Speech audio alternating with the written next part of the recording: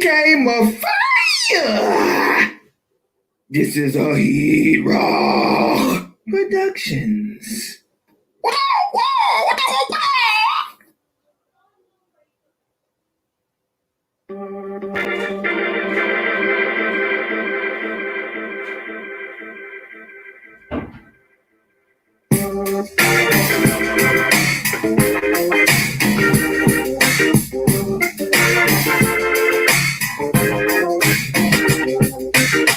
Oh, yeah, Howard, you keep blessing me. I'm off a pleasant smoke. Some call it me. Now you know. Across over always the crush of Jericho. Hey, Trey Tail, you know this land. Prophesied to rob beast, a TK clan. Killing times with waves and shots. 1,000 Philistines murder with my life. Leader of the Metal tribes call me take a little water through it tonight. This is heat rock, knocking down your block. Close belly in my inner spoon of some rock. That feel your presence, but I will always see your essence. You like my days, set me the path of the righteous way.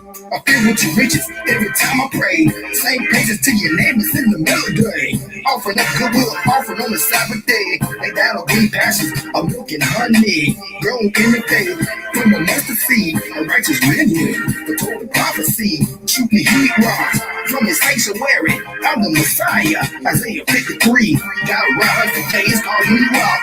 360 degrees like tick-tock. I'm the son of Jacob, Jesse stock. Call me the chosen seed, I just I put you out of Egypt with this hot song. Distraction to put me on your jawbone. Put your eyes burning down the principalities. Connected with born again and y'all making history. The purifies my soul. Now it's more precious than gold. His greatness spills down through the ozone. Wisdom is his, I went for pre-approved loans. Gather to the holy place, Abraham's home. Fed the and running land, I need my shovel. Really well sing out of Jacob's trouble. Pull out the seed of reeds. On vacation in the garden of Eve. Slow out on coming with Shem. Raising prayers in the tent of Shem. They should how I started this temple mnemonics. Waiting the orders of Elijah. In the ships of Tarshish. Born again to God. What's up, y'all? Y'all will put us together like a jigsaw. We set apart. Ain't nothing better. Humble with a contrite heart, light as a feather. I cross over in exodus of numbers like a diamond crushed on the pressure. What's up? Let it show. All the people that are around it tell. Take control. Your mind's body is soul. It's what they want for actions flow. Down in the dumps, the home to the many, the rich to the few, the poor is the power. Why stop me? God, who's the frost ever lost over there? Set apart in the dark. See you see me in what you care, what you really staring at. Who exposed it? Why the hell you wish it that? I've never given up to giving up a ghost. With the most from the choices, but I chose to keep it close. Situations can't turn them back to the same. You let me expel, pain through your left hand. Time out for you, better think about how you wanna run around, running like you run the town. Psycho, they smile against the planet by the side of the eyes. They wish they had it down the inch, calling on the ghost. What you wanna post, watch it roast. Till they steady heat, watch out when they gnash your teeth. So try to think about how it really looks when all you really wanna do is take away from your heritage. It's a crazy stuff, look at how it marks up. Look at where you walking through the children path. It's a class that's coming from the outer cast. Looking for the broken past, flashing through your ass. Get ready for the changes, for a piece of the pie. Get to know why, who, what, they're gonna set it up through. Not about JC, it's all about you. We're born in the fusion, the picture is clear, no confusion, illusion, we're standing right here. It's the inner box, pumping through the speaker box, grab the mic, take a stand with the switch to see the land. We're overstanding the way it goes, we can run the shows, lose our own straight three nose. To get it right, keep it tight, all up in the vision, nigga, tune in away now. What's up? Let it show. All the people that are around and tell. Take control. Your mind's your body, your soul. That's what they want for actions flow. Down in the dumps, the home to the many, the rich to the few, the poor is the power. What's up? Let it show. All the people that are around and tell.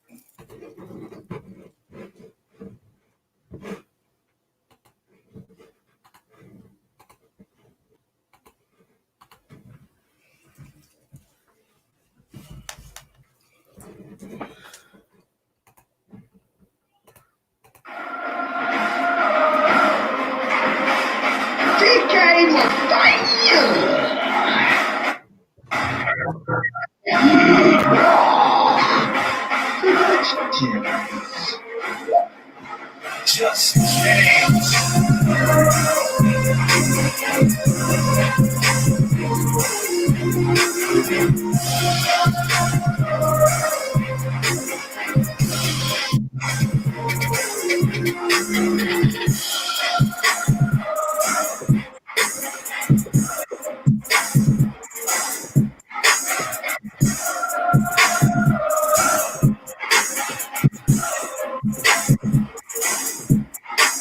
I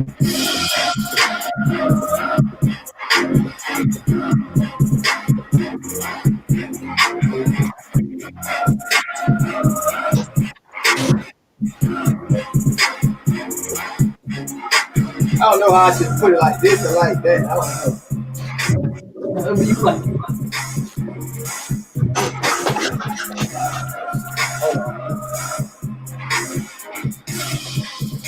All right, let's get into it, baby. They want some of Turn Tally.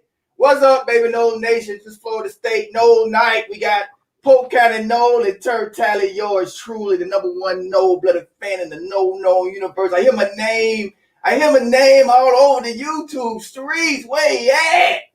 He's scared to show his face. I've been doing this 3 years. Boy, stop. Y'all know what it is. Well, Florida State, I got to fight off the trolls again for the 4th straight year. Let's go ahead now. It'll probably be a packed house, I'm thinking. Let's put out a few things before we start. What's up, Mike Merritt? What's up, Frank? What's up, Nole Nation? Jason Creech, Boo. What's up, y'all? We're going to get into it. We're going to talk about Willie Taggart near the end. We're going to talk about all the other. We got a lot more problems to talk about. I just put Willie Taggart face on there, honestly. You know why. To get y'all a little fired up, really. That's really what it mainly is. I give a damn. But I do want to put out why I'm laughing is that because I remember a year ago when I said it was a bad fire, right? And I moved on from that. I moved on, right? I saw the mistakes he made, this and that.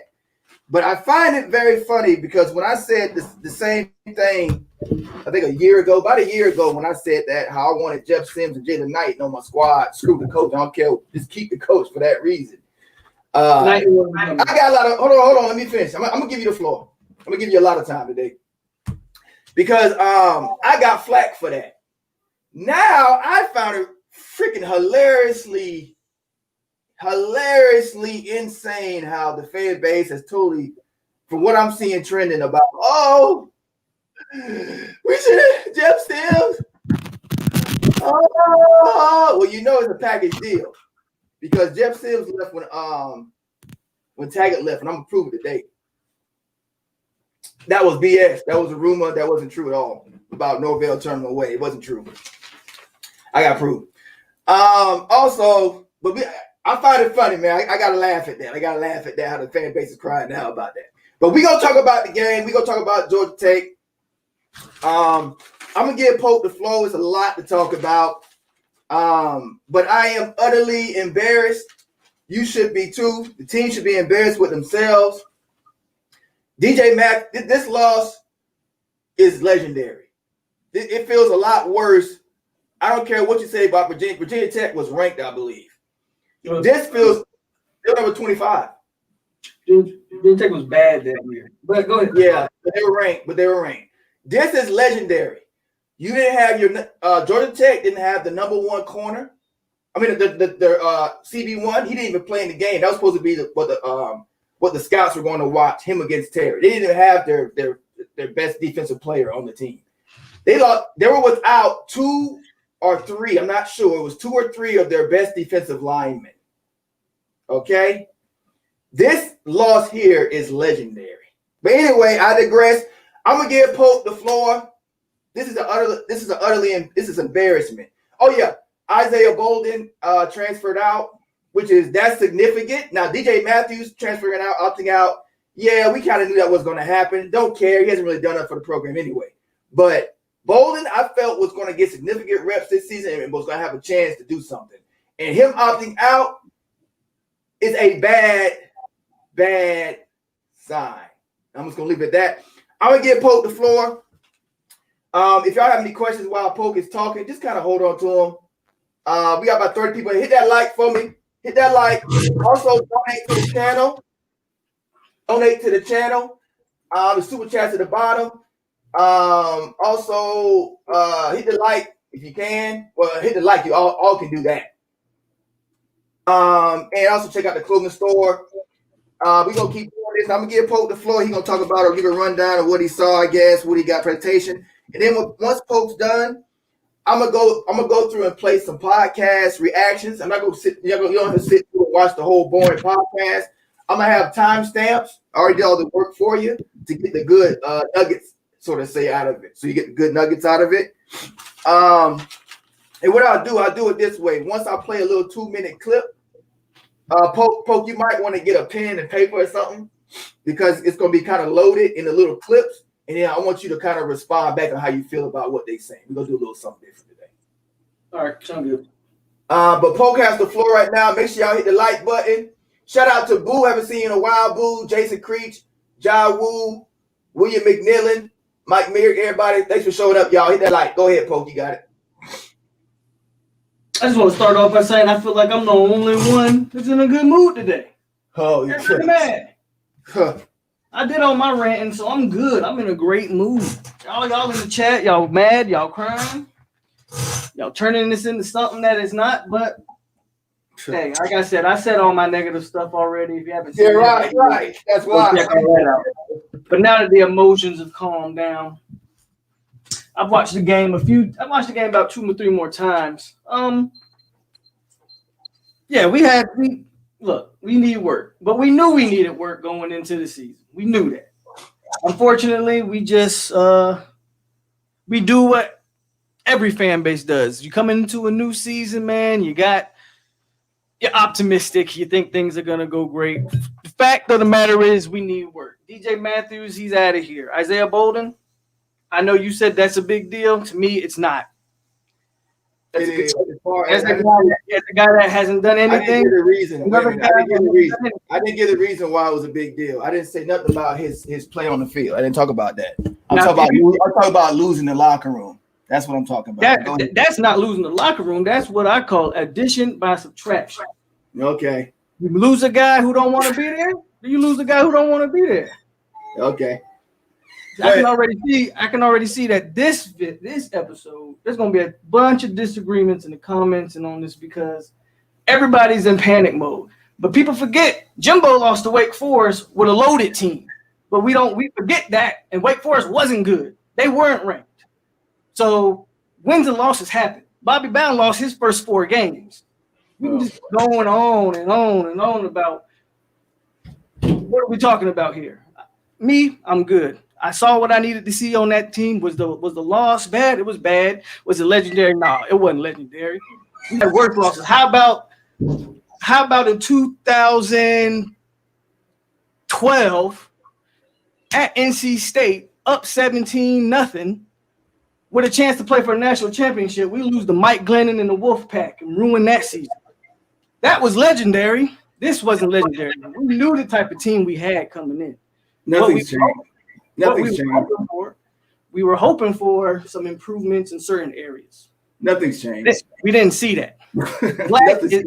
Black has not improved at all, but I've already talked enough about Black, so I'm not going to bash Black anymore. But there were positive things, I think, to take from the game. I thought together as a unit, they looked better on both sides of the ball in the sense of they looked like they were more understanding of what they were trying to do. I thought the receivers didn't play well. Warren Thompson, yeah, you got Twitter fingers, but you got Butterfingers for hands. But offensive line, and the proof is in the pudding. The top 3 highest graded players on the offense were Maurice Smith, Love Taylor, and Darius Washington. And I'm not counting Jordan Travis. He played, 6 snaps and ran the ball. The 3 best players on the offense were all on the offensive line. Offensive line was vastly better. Now, when the injuries happened, yeah, we don't have backups. But again, we knew that going in. We knew we were bad at depth. Once the injuries happened, we couldn't sustain the blocks. We saw Chaz Neal get destroyed. So, I'm good. I thought Emmett Rice. I'm sick of seeing Emmett Rice. How does your redshirt senior linebacker have 0 tackles for the game? Don't make sense to me. The one thing I'll say about Jeff Sims, because to me, Jeff Sims is so amazing. Jeff Sims didn't even play good. He threw about 4 picks, and we only caught 2. What Jeff Sims was very good at, though, which is what James Blackman is terrible at, Jeff Sims, even when he played terrible, he kept his composure and was able to move on to the next play and make a play. That's the problem. When James Blackman messes up, it's a downward spiral from there. And he's a freshman doing that. So the future is bright for Sims, but also let's not act like Sims was looking like damn Lamar Jackson out there, because he wasn't. But he's very good with his legs. That's on Adam Fuller. If there's one coach that I really want to criticize, it's Adam Fuller. Now, I don't know if Adam Fuller came into the game plan with running a vanilla defense, and that was his mindset. We're just going to run a vanilla defense. We got this freshman quarterback. We're not worried. But at some point, Adam Fuller's got to get away from whatever game plan he had and make adjustments. Hey, Poe, what did I tell you? What did I tell you I was most excited about before the game? What did I tell you I was most excited about? Honestly, don't remember. You don't remember who my favorite coach was? I said I had the juice, and I'm excited about this one. Whatever. Start with a P. Papuchis, and what was it? Probably that was the brightest part of the game. Hey, special teams was the best part of the game. No doubt about that. Didn't I call that? No doubt about that. Special teams was really good. We didn't miss a field goal, but special teams was really good, especially on blocking the kicks. I thought Travis J looked pretty good down returning the ball. He had 25 yards per take back. So special teams is only going to get better. That's the brightest spot. Yeah, I think special teams is going to get better. I think the offensive line is only going to get better if they're healthy. If they can stay healthy, I agree with that. How you lose the whole line? How we get? I've never seen that. And that was just bad luck. I've never seen a game where every single offensive lineman, with the exception of Bavion, got hurt that game, which was crazy. But it's like okay, yeah, that's true. But it seems like I've been doing this channel for about 4 years now, and it seems like we always getting loaded up with injuries. Like, what is that about? Yeah, are we soft? Why do we get hurt so much? I just think injuries is unfortunately like it's a part of the game, and it's just bad luck. I just think it was bad luck. We get so much. But go ahead. But we knew we didn't have depth, so yeah, the injuries. Yeah. The good news is none of those injuries are like long lasting. Everybody should be good to go. Okay. Nobody's out. Even Kane Doe, nobody's like out for the season or anything. Okay, Norvell, that's good. Norvell said today that everybody's looking good as far as injury wise. But I think, man, look, I know we're all upset. I was upset, but I was watching the game, and I want to say it was halfway through I think after they scored that first touchdown, I said to myself, we about to lose. You could see it coming at halftime. By the end of the third, when they scored that touchdown to tie it up. Yeah, well, to me, when they scored that first touchdown, I thought this is it.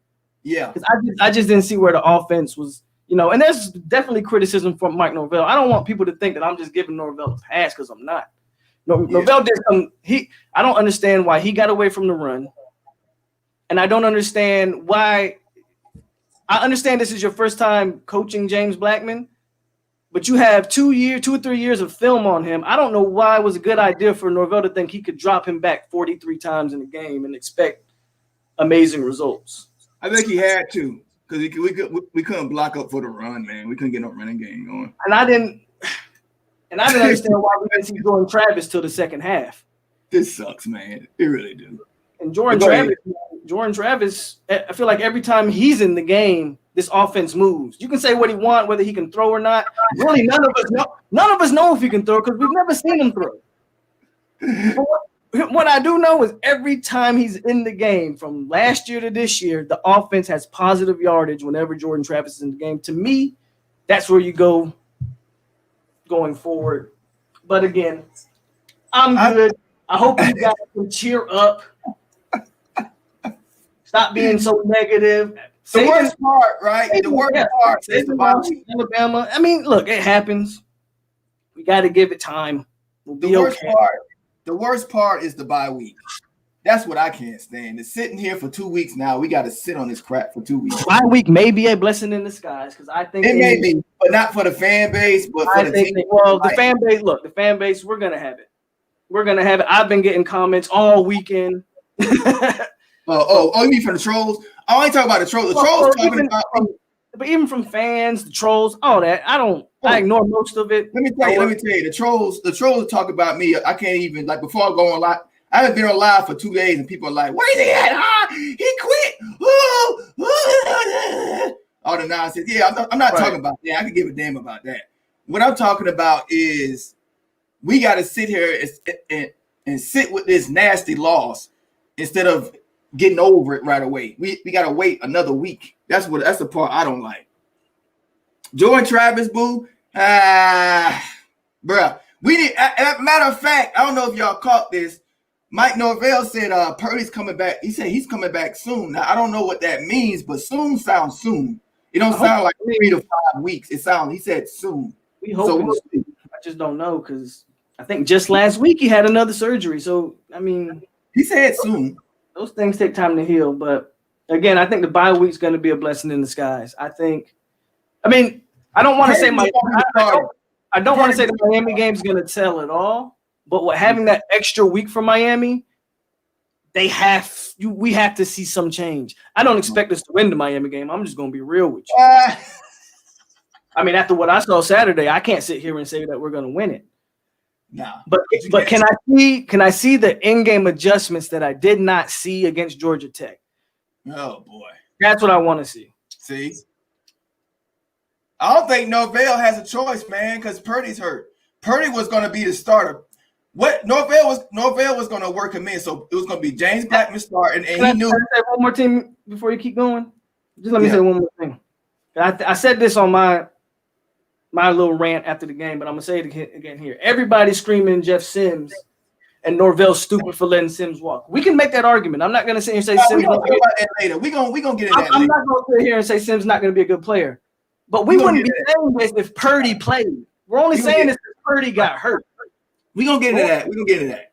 We're gonna get to that. We're gonna get to that. Because that's what the whole show is really about. The theme's gonna be about Purdy and Sims and Willie and all the stuff they're talking about. We're gonna get into that later. Let's not get it. You already touched on that before. Let's not recite. That's his way to say. I know that the fan. I know they keep bringing it up. That's what they do, man. Just let them go. But what was I saying? What was I saying? Yeah, let's not bring it up. Don't worry about it. We know that. I agree with you about that. I agree with you about that. Sims is not supposed to be spectacular, but that's not what I'm talking about, really. I forget what you were talking about. Forgot what I was saying. Okay, so about Miami. It's annoying because you got to wait 2 weeks. And I forgot what I said after that. All right, Poke, anything else you want to say before I get into the presentation? Nope. Everybody just need to cheer up. But go ahead. All right. Everybody has a different way of healing. This is just a healing session for the Nole fan base. All right, here the spirit. Let's go. Hey, Poke, I'm used to this. I know how to do this. I'm used to it. I've been doing this. We've been losing for 4 years. I've had this channel for 4 years. I know how to handle this crap. This ain't no first time for me. It's getting kind of stupid. It's getting kind of stupid. It really is getting really stupid. But anyway, I even got to do this. Here the spear. Let me go ahead and just bad hires, and I ain't letting Cockburn get away with nothing either. See, everybody talking about this. Everybody talking about that. Everybody talking about the head office. Nobody talking about that though. They always seem to get away from that. Florida State, we got a losing product for 4 years straight. All right, here the spear. Now this is kind of an instant reaction. Now, Pope, you might want to get a pen and paper because it's going to be hard for you to touch on what you think about what they're saying. Yeah. So, because I'm gonna play a clip. I can't pause it. Hold on.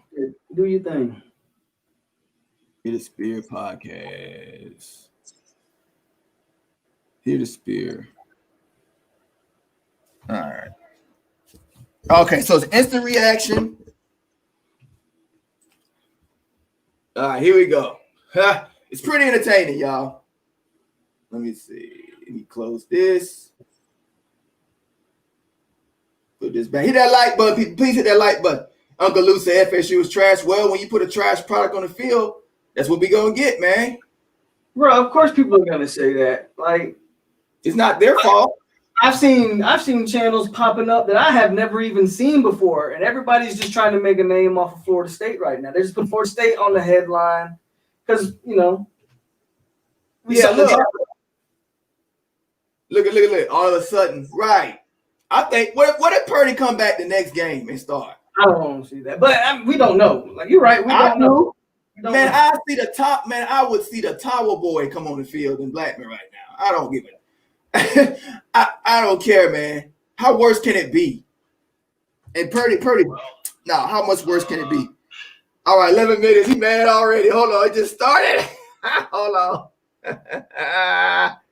All right, so we start at 11. Hey, Poke, you got a pen and paper, man, so you can respond. I'm listening. Because I can't pause it, man. I think I listened to this already, but go ahead. I'm gonna play a 2-minute clip. I'm tired of the fall. Here we go. Tired of the fall camp. We get it. We love them in spring game practices. We get it. Great spring game. We get it. Great camp. We get it. Wonderful practices. We get it. Get to a game. Look what happens. We gotta move on. I don't know what it is about it, but sorry. Give me Jordan Young. Give me Wilson. Oh. Give me Portier. I don't know. I'm just it's ridiculous. And then he gets up after he made that would have been huge for Florida State, where they probably would have went down and scored. He makes a drop, and then he gets up and starts talking shit to the Warren Thompson dropped the ball.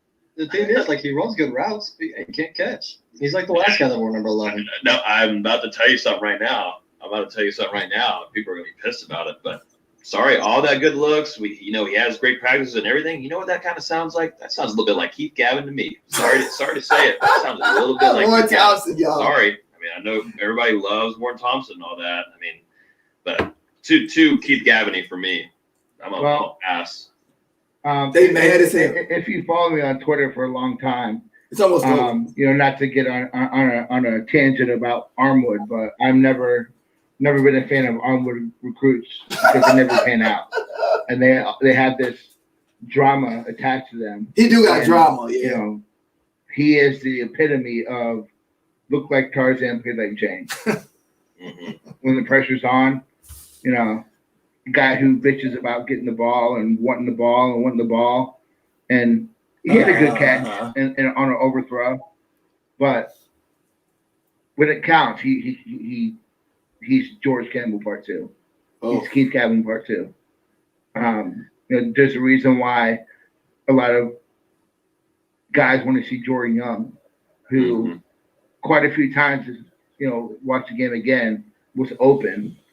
And Blackman would hesitate for the ball, and he was getting open. So, yeah, what I like. Okay, that's the first part. Go ahead and give your feedback, Pope. I don't disagree with nothing they say. Okay, you can't come out. You can't spend 2 years complaining about not. His whole problem with Willie Taggart was he wasn't getting any playing time. He felt like Willie Taggart lied to him about playing time. So you went on social media and you got your mom to go on social media. You quit the team. Okay, bam. We get through that. They bring you back on the team. Then you call Norvell a liar on social media, really buried that coaching staff. Come to find out you were wrong on that position too. Then the one thing that me, who's been a supporter of his, I've never been a supporter of the way he acts. Never have. I've always criticized him on the way he acts. But one thing I said was, I think the kid can play. Then you get out there on Saturday and you dropping balls. I can't defend him. I can't defend him at all. The only thing I can say is, that's the only thing. That's the only option we got, unless you throw out Jordan Young out there or somebody else. But I can't defend Warren Thompson. Only way I can defend Warren Thompson if he comes out and he proves me wrong. And right now, it don't look like he's proving anybody wrong. You can't do that. So yeah. I have no defense of Warren Thompson, especially when you're a kid like that who likes to run your mouth. It's one thing if Warren Thompson. See, here's the problem with Warren Thompson. It's why they're so mad, and it's why a lot of people are mad. If Warren Thompson was quiet and humble and just worked hard, but he went out there and had a bad game, no one would be bashing Warren Thompson. Nah. Everybody would just be like, damn, Warren had a bad game. He'll get better. This is his first time starting, so he'll get better. We understand it's his first time starting. The problem with Warren Thompson is you've done nothing but run your mouth since being at Florida State. And you've done nothing to back it up. So you're going to get this type of treatment until you figure it out. So I'm not making no excuses for him. But I know why you wanted me to listen to that, because I've been a supporter of his. Oh, no. I got about 20 more clips, man. No. I won't take an view when I heard that. All right, next clip. I don't know. I mean, we're beating around the bush. Might as well say it. Blackman was horrible. He was not good. Yeah. He was not good. Your starting quarterback, who is now started 3 years at some point. The receiver, I'm gonna pause that real quick. The receivers actually pissed me off more than Blackman did. But go ahead. In a row, 4 years in a row, whatever it is. I don't care anymore. 4.6 yards per completion. Oh God, that's horrible. Yeah. And he's still acting like a freshman. Yes. Like he's still so emotional, and like you can't be that as the So starting. I think quarterback Blackman's for Florida done. State. You got to have a level head. you know, I think Black is broke, yeah, he's broke. and it's unfortunate. it's frustrating because I want to drop a bunch of cuss words, but Go right ahead. You look at Norvell, and some of the play calls, yeah. Mm-hmm. Like it goes out and they bring in Neal, and they go downfield. Probably should have covered that side more, and that you can see that coming when a freshman tackle comes in. They either should have kept the tight end over there to help block, or use the running back or whatnot. Also, Blackman has to have the awareness to realize that, here you go, you just lost your right tackle, probably your best overall lineman. They're going to go ahead and bring pressure on that side, and he fumbles. Again, it's just another point of the pressure and not having the awareness of what's going on around you. And I'm not a fan of Blackman. I think the injury to Chuba Purdy is significant to the offense, because at some point I thought Purdy was going to take over the starting job, because Blackman is what he is. He's going to get you a couple chuck plays, but at the end of the day, he's going to cost you more because he's just so hesitant, and he just is not a good quarterback. Now they're so do they? You saw the one pass that Jordan Travis had was awful. He's a one-trick He's pony. kind of flat by 6 feet. That was horrible. It's horrible. Yeah. Or do you take your chances with Rodemaker and take your bumps? Because I think we all know the quarterback of the future is Chuba or Luke Altmaier coming in.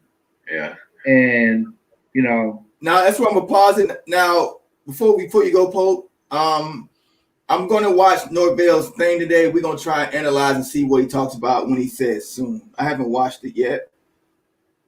But Pope, go ahead and respond to that. Which part of it? I mean, talk about Black. Whatever you want. As far as Black goes, I think he's broken. It's unfortunate. Again, this is a guy that I like, but I like him as a kid. I like him as a person. I think he's got his head in the right place. He's got his heart in the right place. But as far as on the field quarterback and as a talent, I've been done with Blackman for a while now. And everybody wants to criticize whoever we can. There's plenty of blame to go around. But the one common factor has been James Blackman has been the starting quarterback. That's been the one common factor. You can't deny it. You can't make excuses for him anymore. And if you don't believe he was broken, again, I've watched the game about 2 or 3 times now. Go back, watch the game. He had pockets. He had time to throw the ball. And for whatever reason, he would just panic. He would create his own pressure that wasn't there. On that 3rd and 1, where FSU eventually went for it on the 4th and 1 and got it, but on that 3rd and 1, when they took a deep shot, Corbin is in the flat, wide open, nobody around him. If not a touchdown, that's a 30, 40-yard gain. Go back and watch that play. I don't know what Black was looking at. He just threw the ball up when he had Corbin right there. He throws passes late. Even on the touchdown pass to Helton, that was a late ball. We got lucky. He barely got it by the defender. If you watch the play, and Helton came down with the catch. He made a couple good passes. The one to Tamarion Terry was was a good pass that Terry had to adjust to, and he dropped it. He made some good passes to Warren Thompson, but we already talked about Thompson. But as far as Black goes, Black is what he is, and I don't think there's any fixing him at this point. All right, on to the next. Oh, I hate this. I really do. I want to win this shit so bad. Okay, hold on, here you go. You saw the one pass that Jordan Travis had was awful. He's a one-trick pony. He's got a flat by 6 feet. All right, that's where I left off at. My bad. Hold on. Yeah. That's where I left off. Hold on. 17. Yeah, but Where is it at? And it wasn't when we hired Tech. Oh, here we go. What the issue is, like, now go ahead and say it. We've been a very spoiled fan base for a long time. We're used to success. Mhm. So when we have this sustained stretch of, wow, we kind of suck. We have no patience with it. We don't know how to rebuild. We don't know how to just sit back and go, let a coaching staff take care of this for 2 or 3 years, because this isn't a one-year fix. no. And it wasn't when we hired Taggart, and we made a mistake by thinking it was. And instead, it just got worse. Yeah, but also, no FSU fan wants to be like Miami and Tennessee. And I think there's a major fear of that happening. And I don't think FSU's that far off. But at the same time, you have the pieces, major pieces, when you, like you said, Austin, your quarterback has to be. All right, that's it with that. That's it with that part. Same kind of thing.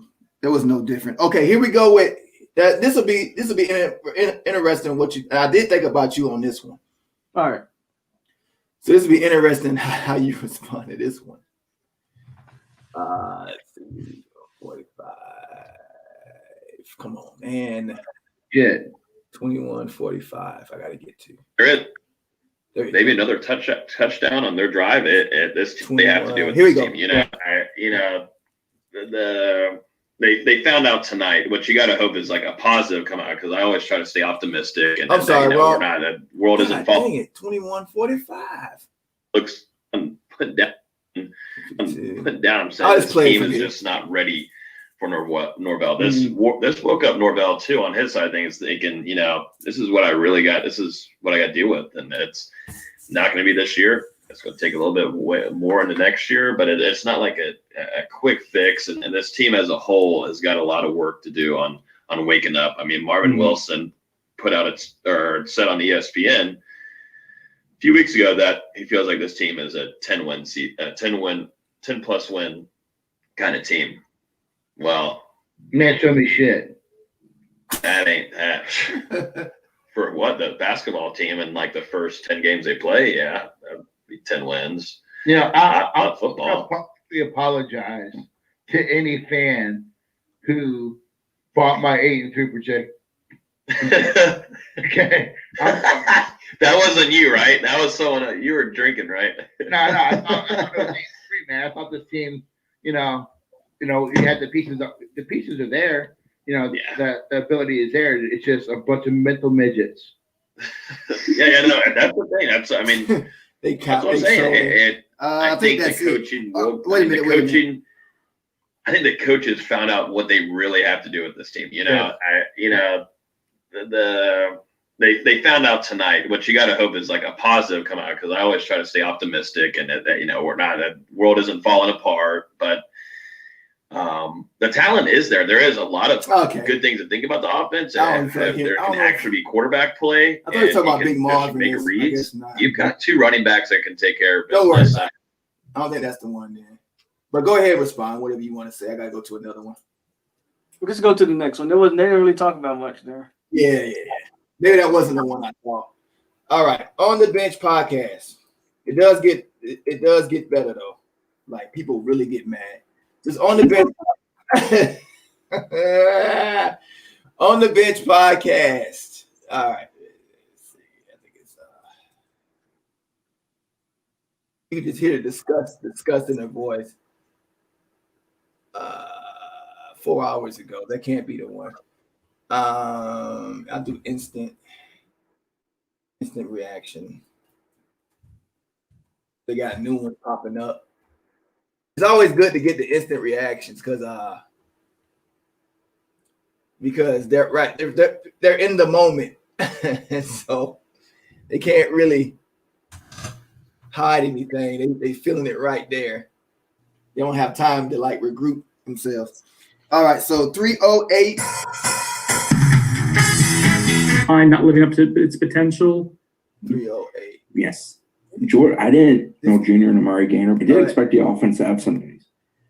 Defensively, expected so much more. The defensive line did not create havoc. It did not disrupt things. It left so much to be desired with Josh Kando, and then after and especially after Kando left, they just didn't do anything. The interior did not produce anything. I did think Asante Samuel Jr. and Amari Gainer both played really good games on defense. I don't want that to be drowned out by a lot of disappointment of the overall production of that unit. But man, it just I didn't think anything of Georgia Tech walking into that game. And truthfully, walking out, I still don't think Georgia Tech's that good of a football team.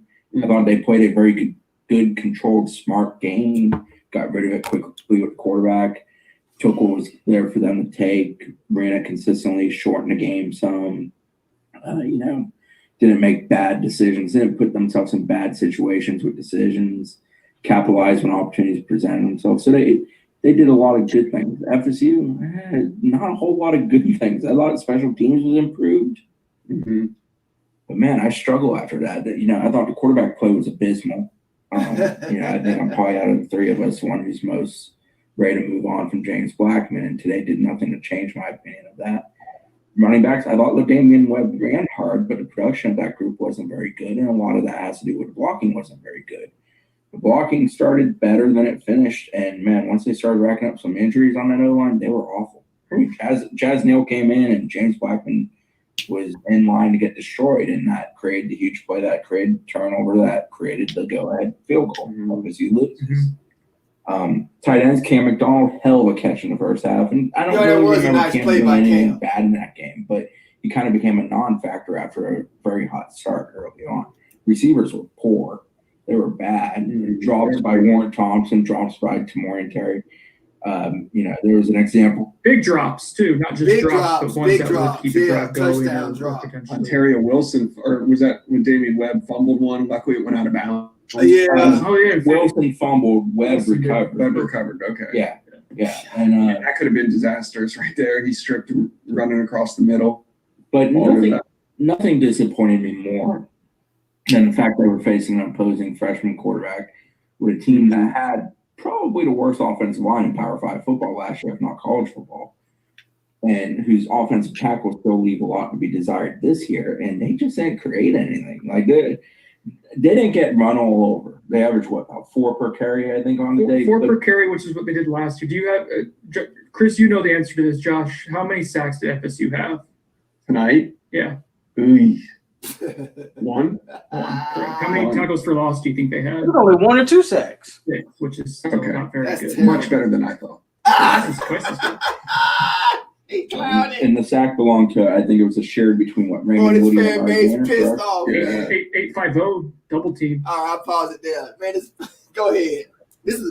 I actually felt better listening to these podcasts. I was laughing. And reading War Chant's comment board, with Mike Norvell's post game, after feeling bad, losing to Georgia Tech, reading that comment board on War Chant was like therapy, man. It felt so. I was laughing. I forgot about the loss. I was feeling better reading the comment board. And War Chant, let me say something about War Chant real quick, Pope, before you go. I know Boo's in here. Boy, the apologists, the Mike Norvell apologists were in full swing. You had Ira and somebody else on War Chant. They had the post game. He actually brought up Willie Taggart's name after a performance in a loss like this. He brought up Willie Taggart's name. I'm like, what are you doing? He's like, well, at least Mike. This is what he did. Well, at least Mike Norvell didn't look like a deer lost in the headlights like Taggart did. I'm like, oh my God. Wow, the apologists are in full effect. But go ahead, Pope. Yeah. All right. Full effect. What was I going to say? So the sacks, so they were talking about how many sacks we had, and we only had the one. God damn. 1 or 2, something like that. But we knew we had a like. Yeah. That's why I'm just trying to get people to relax. We knew we had bad defensive ends. We were hoping Kane Doe was going to be healthy to alleviate that. All we did for a whole 2 months on this show and my channel and your channel is talk about how the defensive ends weren't good. Let me tell you this. Let me come in with this poke. Let me chime in this poke real quick because it seems like it's something missing here. Yeah. But the main thing, do you think the coach put in that order to take Kano out because that kid couldn't block him? Do you think that kid intentionally tried to hurt Kano? I don't know. I don't want to put that on a coach. I don't want to say the coach said, hey, go take that kid out. Mm-hmm. I do think that was a dirty play by a player. Maybe thinking, hey, I can't handle this kid. I can't handle him. Right. This kid's going to – because it was early in the game. Right. I think Kane Doe would have got better in the game. Right. I think the kid was maybe starting to say, man, I can't handle this. Right. I don't want to put it on a coach, but it was a dirty play. It was a dirty play. It was intentional. And I wish they would start treating those chops at the knees like they treat those targeting penalties and start throwing guys out the game. You see more people get hurt when getting hit in the knees than you see from targeting. So it was a dirty play. It felt. I don't want to put it on the coach. It felt eerily like the Virginia Tech night when every time we get some kind of momentum going and get a first down across midfield, the Georgia Tech player automatically would plop on the ground. Yeah. I watched the Georgia Tech instant reaction, right? No, nobody's scared of Florida State no more, man. They were talking trash before they even played us. Nobody's scared of us no more. But the instant reaction podcast, he was like, he said how dare the Florida State fans? He knows what it is, but he's like, how dare they boo a kid that's hurt? I'm like, come on, guy. That wasn't it. He knows that. I want to respond to something real quick because I keep seeing this a lot in the chat, and everybody's talking about getting pressure with your defensive tackles. You do realize the defensive tackles. I'm not here to make excuses for the defensive tackles, but again, I watched the game. I went and reviewed the stats. The numbers don't lie. The tackles were the ones creating pressure. The problem is you can't have 300-pound tackle chasing a quarterback. Yeah. The tackles. Yes, do defensive tackles get sacks every now and then? Yes, but there's a reason why there's only one Aaron Donald in the NFL. Show me another defensive tackle that's racking up sacks like Aaron Donald. It don't work like that. Defensive tackles are used in a different way than defensive ends. There's a reason there's only one worn sack. Yes, you can get sacks with your tackles, but the only way you're going to get sacks with the tackles if your defensive ends are containing. Our defensive ends were a no-show. So the quarterback was able to break the pocket and get out. Marvin Wilson ain't chasing Jeff Sims down from behind or Durden or whoever you want to put out there. So I'm not saying the defensive tackles were great, but if we're counting on the defensive tackles to be our primary pass rushing, that's the biggest problem right there. You guys got to start understanding how football works. But now what you could do is you could put Gaynor on that end. I like what Papa Smurf's saying right there. I like having Gaynor. Gaynor to me played very well in the game. I thought except for the starting linebackers, but I thought Steven Diggs, I thought Gaynor, I thought those kids played well. I thought our young guys played well. Okay, our ends were a no-go. I got a question. Let's talk about defensive tackles. Yeah, now, you said they couldn't. Their job is not to get to the quarterback. Basically, what you kind of said, right? But what about how they do against the run defense? So I thought that's another thing, and that goes back to the linebacking play, right? Uh-huh. I thought there was some Coop. I thought played extremely well. If we talk about the best defensive tackle in the game, I thought it was Coop. Coop's one of the better ones, in my opinion. Coop was clogging the hole. He was playing good run defense. But again, you use your tackles to eat up blocks. Your linebackers fill the gaps. That's how you stop the run. Our linebackers didn't fill the gaps. Do you want your tackles to be able to brush off one-on-one blocks and make tackles? Yes. They did not do a good job at that, but there's a reason why football's a team game. Go ahead. My bad. What do you grade Marvin Wilson? Marvin had a mediocre game. He had his worst game, I think, as a Florida State player. See, we got to stay on. We got to stay on that. First round. Wait a minute. We gotta stay on Marv here. I'm not taking no. I'm not doing these moral crap. Big Marv was talking a lot. Now he was talking about the social media. He was talking about he got all the hype. He's the best defensive tackle in the country. Why is he getting outplayed by lesser classmen? Cooper. You said Cooper outplayed him. You said Marvin had the worst game of his career, probably. Yeah. There's no. But why? He's playing the worst offensive line that you can imagine. Why? Didn't have a good game. Why is this a theme? Why is this a theme? This is not a once-off thing. This is a thing. Yeah.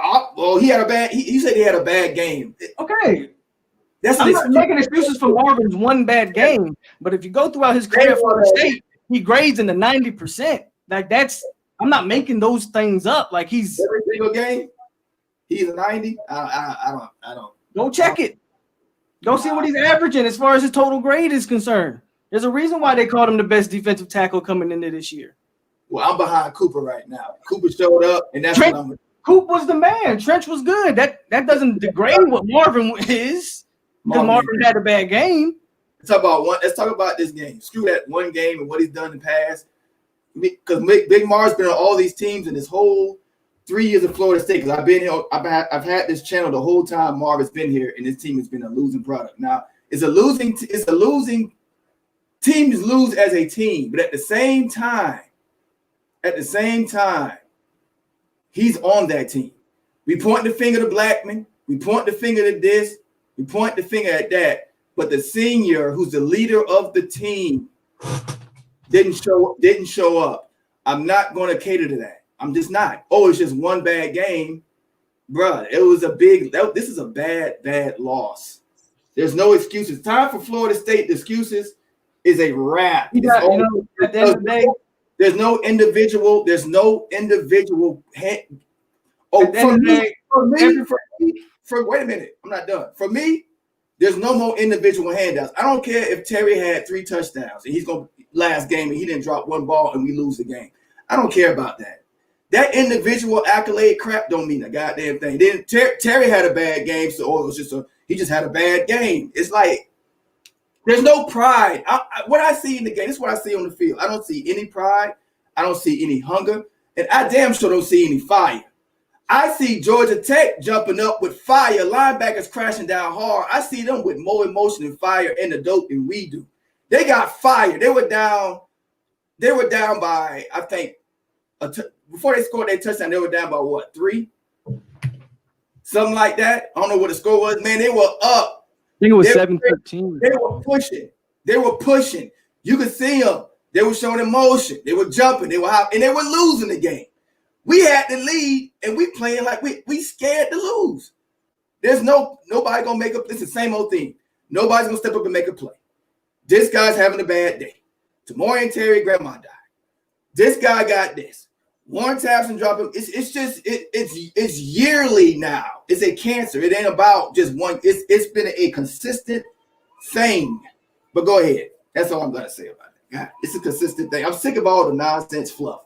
I'm just sick of it. I'm sick of the moral victory, man. We started turning to Miami. There's no moral victory at all. They feel like it.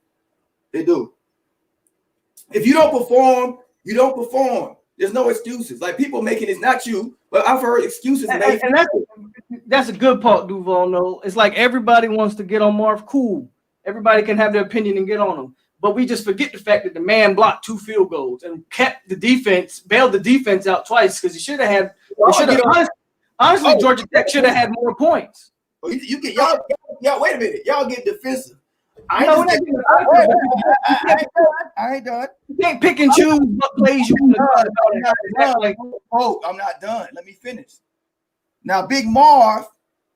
I'm just saying how everybody's glossing over him and going at Black and Terry. I'm not glossing over anybody. I don't give a damn if he had a bad game. He deserves criticism like everybody else on this team. That's what I'm saying. There is no, he blocked 2. Man, we lost as a team, period. The guys didn't show up. He's the leader, right? We didn't show up. That's it. What else needs to be said, man? We didn't show up. Nobody's denying that. Nobody's denying that. So if My- I'm getting My Terry, question is, what do you want to do? if I'm getting on Terry, I'm gonna put it out there. If I'm gonna get on Terry, if I'm gonna get on Blackman, if I'm gonna get on this, I'm gonna get on Marv. I'm gonna get on everybody. Cooper played good. Asante Samuel played good. I'm gonna give credit where it's due, but I'm gonna give bad credit where it's due too. Damn that. Ain't no favoritism here, man. You show up or you don't. Period. The team didn't show up as a team, so nobody really should get any goddamn anything. I didn't see, yeah, right. That's what pissed me off the most. I didn't see no fire. I didn't see no hunger. I ain't see no desire. I ain't see none of that. That's what we need to look at. It's Willie's fault. Stop. And we gonna talk about Willie near the end, y'all. We gonna talk about Willie. But go ahead before I go on to the next clip. Go ahead. Go to the next one. God damn, bro. Screw that. 840. 840. Jesus Christ. Here we go. Brendan, do you want to step in here and defend James Blackman? Yeah, sure. I am the James Blackman defender on this podcast. It wasn't a good game for him. He was 23 of 43 for 198 yards. So it's like, what? How many yards per attempt? Less than 5. Less than 5. I mean, that's awful. It's an awful stat line. Chris, you mentioned this with the wide receivers. Like, he was not helped out by his wide receivers, Tamorrion Terry and Warren Thompson, both guys who were hyped up quite a bit this preseason. Duds of games, really, if we're being honest. Tamorrion Terry gets kind of banged up. Warren Thompson with some key drops and starts kind of losing his emotions later in the game, which is something that you worried about with Warren. That's part of the James Blackman stat line not looking all that good, but then additionally the offensive line not helping him as well. So there's areas where James Blackman did not get help. He had some really nice throws early on. So I can defend James to an extent. I don't think he played as poorly as a lot of people, especially on social media, like shocking that people on social media were ready to give up on James Blackman. My thing, though, that I came with today and that I can't defend is, and this is something that it's taken me a while to kind of come up with this idea of James, but he is very much so a mirror. He is reflective of the surroundings around him. He's not someone who elevates the team consistently, but throws. The inability for him to really elevate, everyone around him, stating back to our cars that James just doesn't really elevate anyone around him. We know that. Let me a ton of holes on offense. The running backs didn't look particularly install wasn't there. In general, it's something that was. I think that was kind of a disturbing trend that's been shown for years now. It just became evident to me this evening. So much of the offseason talk was about responding. And obviously James was a big piece of that talk because he's struggled in that department in the past. But in general, it's something that was discussed about the whole team, and they just simply didn't do that tonight. And to me, like when you're trying to build your culture, when you're trying to build the DNA of what your program's going to be, you need to see signs of that, and it just wasn't there. And that's so discouraging. And it's one game. Let's all remember that. It is one game. They can come out in 2 weeks against Miami and look like a far sharper, better football team. They can do a lot of things.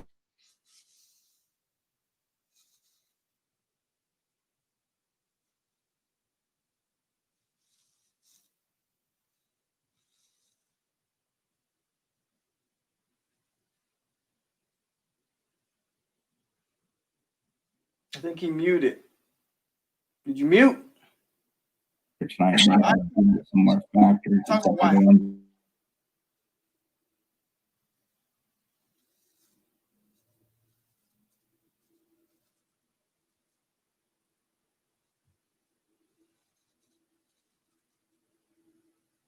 One game. Thirdly, you want to respond to that? You muted it. I couldn't hear it. Oh, I was mute. Damn, I was talking to my wife. I muted the whole. It wasn't nothing there. It was about James Blackman. Now here we go to running backs. Let's talk about something else besides Blackman. Here go to running backs and the offensive line. They talk about here. The rushing felt like that too. Watching it did. The number doesn't really surprise you at all. Sometimes the number will be like, oh wow, no, 3.0 sounds about right. Maybe even generous. The rushing attack, you have 35 carries for 109 yards. That's 3.1 yards per carry. The running backs, both LaDamian Webb and Jayshon Corbin, averaged 3 yards a carry. Jordan Travis gave you a little something. He averaged 6.5 yards per carry. And then the offensive line, Chris was Offensive line did all when right. you watched the line, did it look any better at any point? I think early on it did, but then just, man, once those injuries mounted and those guys were dinged up, it reverted back to some bad habits very, very quickly. Yeah, early on it had some success. It didn't look half bad. Wow, it did look half bad, but it looked better than we remember it being in the past. But, man, they had 4 of their starters at different points go out in that game. Devontae Love-Taylor got banged up on one where he gave up, I believe it was a sack. Chaz Neal comes in on the next play. That's a fumble that's created. That's a huge piece of it. Maurice Smith got banged up. Darius Washington got hit in the side of his, ankle, maybe lower leg area. He came back in with a heavy wrap on it. Brady Scott comes in, gets a penalty on 4th and 3, false start, turns it into a 4th and 8 late when FSU turns it over on downs, kind of ending their comeback effect at that point. It's such a bad unit, and it has no depth developed, and nothing can rely on. Thomas Schrader was out today. We did not see Robert Scott, I believe. I don't think Robert ever took a snap. I don't believe so. They played 6 guys pretty much. Baby came in at center one point. They get a penalty for a false start, and it's on the center. The false start was created by the center in that situation. Yeah, everyone else on the line, all 4 other guys moved except for maybe the ball just wasn't snapped. Yes, it's same year, different. Same stuff, different year. It's ground time. All right, go ahead and respond to that. We're gonna go into defense next. As far as the running backs go, I didn't think Corbin looked very explosive. I thought Webb looked like he had some explosiveness to him. Thought the O-line, man, again, my initial thoughts was the O-line didn't block very well in the run blocking game. Then I go back and watch it, and there were some holes there, and just the blocks didn't hold up from the I don't think we have very good blocking receivers. I would really criticize the receivers blocking, but that's it. All right, here go to defense. Now, this will be interesting here. The game plan to me, and I want to rewatch it, but the game plan to me initially seemed like FSU wanted to force Jeff Sims, the freshman quarterback, the former Florida State commitment. This is kind of a worst case scenario, for him to come in and have a good game and look like he can actually be kind of something. par for the course for the last few years. That's a tough. We've already seen it with Sam Howell. So. Yeah, this one felt a little different though, because Sam Howell was someone they wanted to keep really bad. Jeff Sims seemed like that was kind of a mutual moving on, so to speak. So with in terms though of Adam Fuller's scheme and what they did today, it seemed like they wanted to allow Jeff Sims to try to make a lot of throws underneath and eventually let the freshman rookie quarterback make mistakes, which worked. It worked well early on, and Jeff didn't have to make a ton of tough throws throughout the game. They were more worried about him mobile-wise. It felt like they were trying to keep him contained. And that's where I have an issue with the scheme, or at least with the way that the tactics worked out. He was able to rush for 60 yards. He was able to make a fair amount of pretty easy throws downfield and to his running backs. He didn't seem like he was under duress a whole lot. So I don't know if that's just you don't have defensive ends that are generating pressure when the one guy you do have, Joshua Kando, who you're hoping for, gets out in the game pretty early. I don't know how much you can coach around that. So I would like to look at it a little bit more, but certainly not the start that you wanted for Adam Fuller, especially with some of the third down defense in the second half kind of lets you down in some spurts. So yeah, there's some things there that need to be evaluated for sure in terms of personnel and how they utilize guys. But if they don't have a pass rusher on the edge, man, it's going to be a long season. Yeah, I think they were willing to let Georgia Tech dink and dunk on them. Make them work, make them put together long series, make a young quarterback make some plays, get them in some third and tough situations. And, I think they can live with 16 points in a normal game and what they're expecting in a game. But they didn't. couldn't score enough for that to matter. And I don't think there was the understanding till, in the final quarter or so that, man, this game's going to be played this tight. And it's tough to kind of adjust on the fly like that because it's not like the defense. I don't want to say the defense played good. I don't want to say they played super poor. Right? I don't think it's either extreme, great or poor. They just didn't do anything particularly special outside of Asante's picks. Obviously, Marv had to block kicks, but that's special teams, not defense in my mind. And that's where I don't know. I feel like I expected the defense to just kind of lean on Georgia Tech at some point and kind of take them out of their comfort zone, and that never happened. We bigger than Georgia Tech was kind of allowed to do what they wanted to do throughout. Tired, boss. And there were very few big plays for Tech. I mean, they did together some chunk plays, but it's not like they were taking whatever the hell they wanted whenever they wanted to. It's just they took a little bit at a time, and it was enough to stay ahead of the chains. Yeah, Georgia Tech doesn't have a great you look statistically. So there's 438 yards of total offense, 5.8 yards per play, 16 points for the red zone with the two blocked field goals and the block extra point. Take some points off the board. I thought FSU's defense was good, but it was against a below average to bad offense. Right. So what does that make you as a defense? Like it was probably like an average to above average performance overall, which wasn't the expectation of what we were being told about this defense entering the season.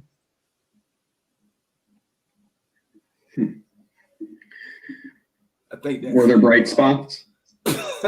Special teams was better. Okay, there you go. Gainer, Samuel, we've mentioned. All right, go ahead and add what you would think. I don't have nothing on that, man. I agree with most of what they said there.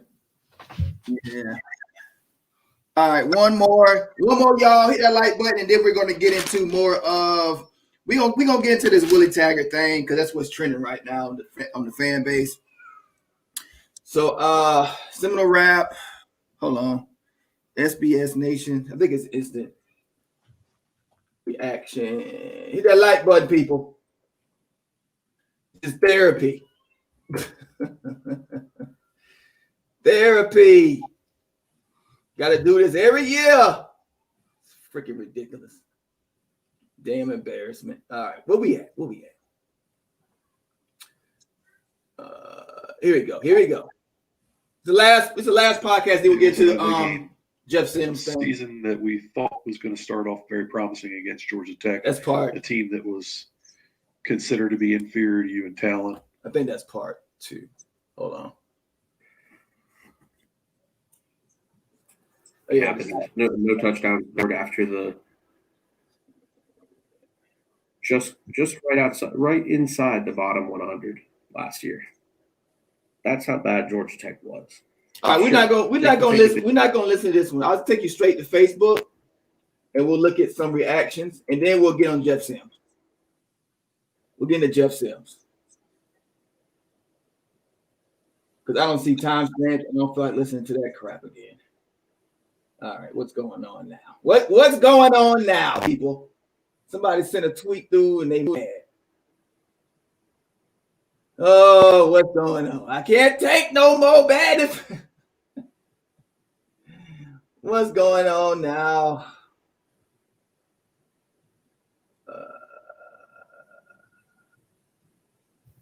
It says, damn, I don't know what they're talking about in my chat. On Twitter. I don't know what that means. Hold on. I'm trying to find out what's going on with that. They don't really show me nothing in here. Is which any good? Who? Oh, that must be Brandon from Brandon FS. It says F. Is that Brandon the linebacker? I'm not sure. I ain't gonna start that until I know for sure. Somebody posted that. Okay, DJ Matthews. Let's read what DJ Matthews talking about, which I don't really give a damn. I really don't give a shit. But let's read it. It says, being a student athlete of Florida State has been a life-changing opportunity. The growth, blah, blah, blah. I've had to make a tough decision among this pandemic. I'd like to thank the entire administration, the coaches, to my teammates, Thanks for always believing in me and being someone. Will forever be proud to be alumni of the Florida State. Blah blah blah. Oh yeah, y'all couldn't see it. I read it. That's it. It's out there now. Sandra's mad. She's so mad. Who cares? It's over now. He still came into our house and beat. She mad. I got a post-game reaction on ESPN, and then we'll go into Big Game James, where he said about the Jeff Sims situation. So FSU. Okay, Bolden's in the portal. We know that. Let's get a post-game. Hit that like button, people. We on Nole night. We got a good crowd in here. If we would have won the game, it probably been about 100 people in here. But hey, that's what's been happening in Florida State the past year. Florida State fans already. All you gotta do if you want to know who's gonna show up at the next game at Dope, just look at how many people in the chat right now. If Florida State would have won, it would have been about 100 people in here plus. I promise you. But that shows you what the fan base is like. Oh, same old thing. I'm not investing in that. Same old crowd. Let's see, a bunch of talk. No action. There's a bunch of notes in social media. Mm-hmm.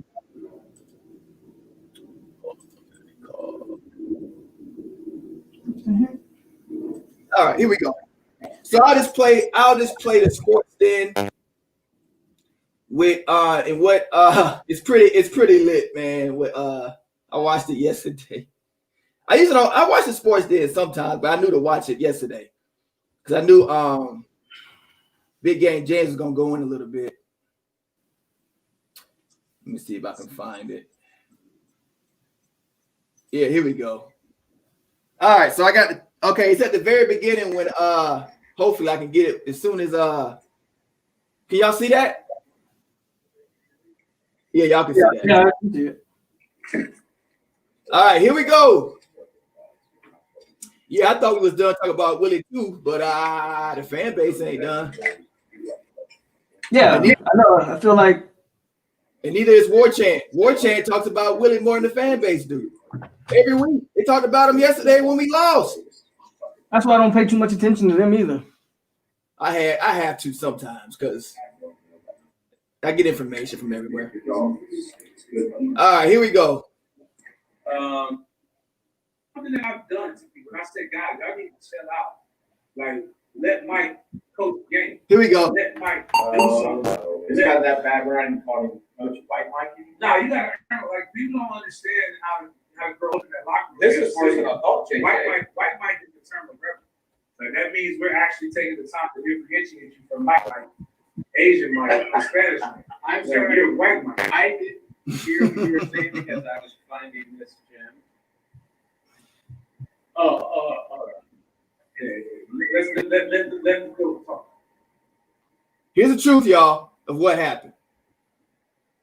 No, sir. You said it right the first time. You said it right. No walk. He the inside guy. We done walked in your stadium. Every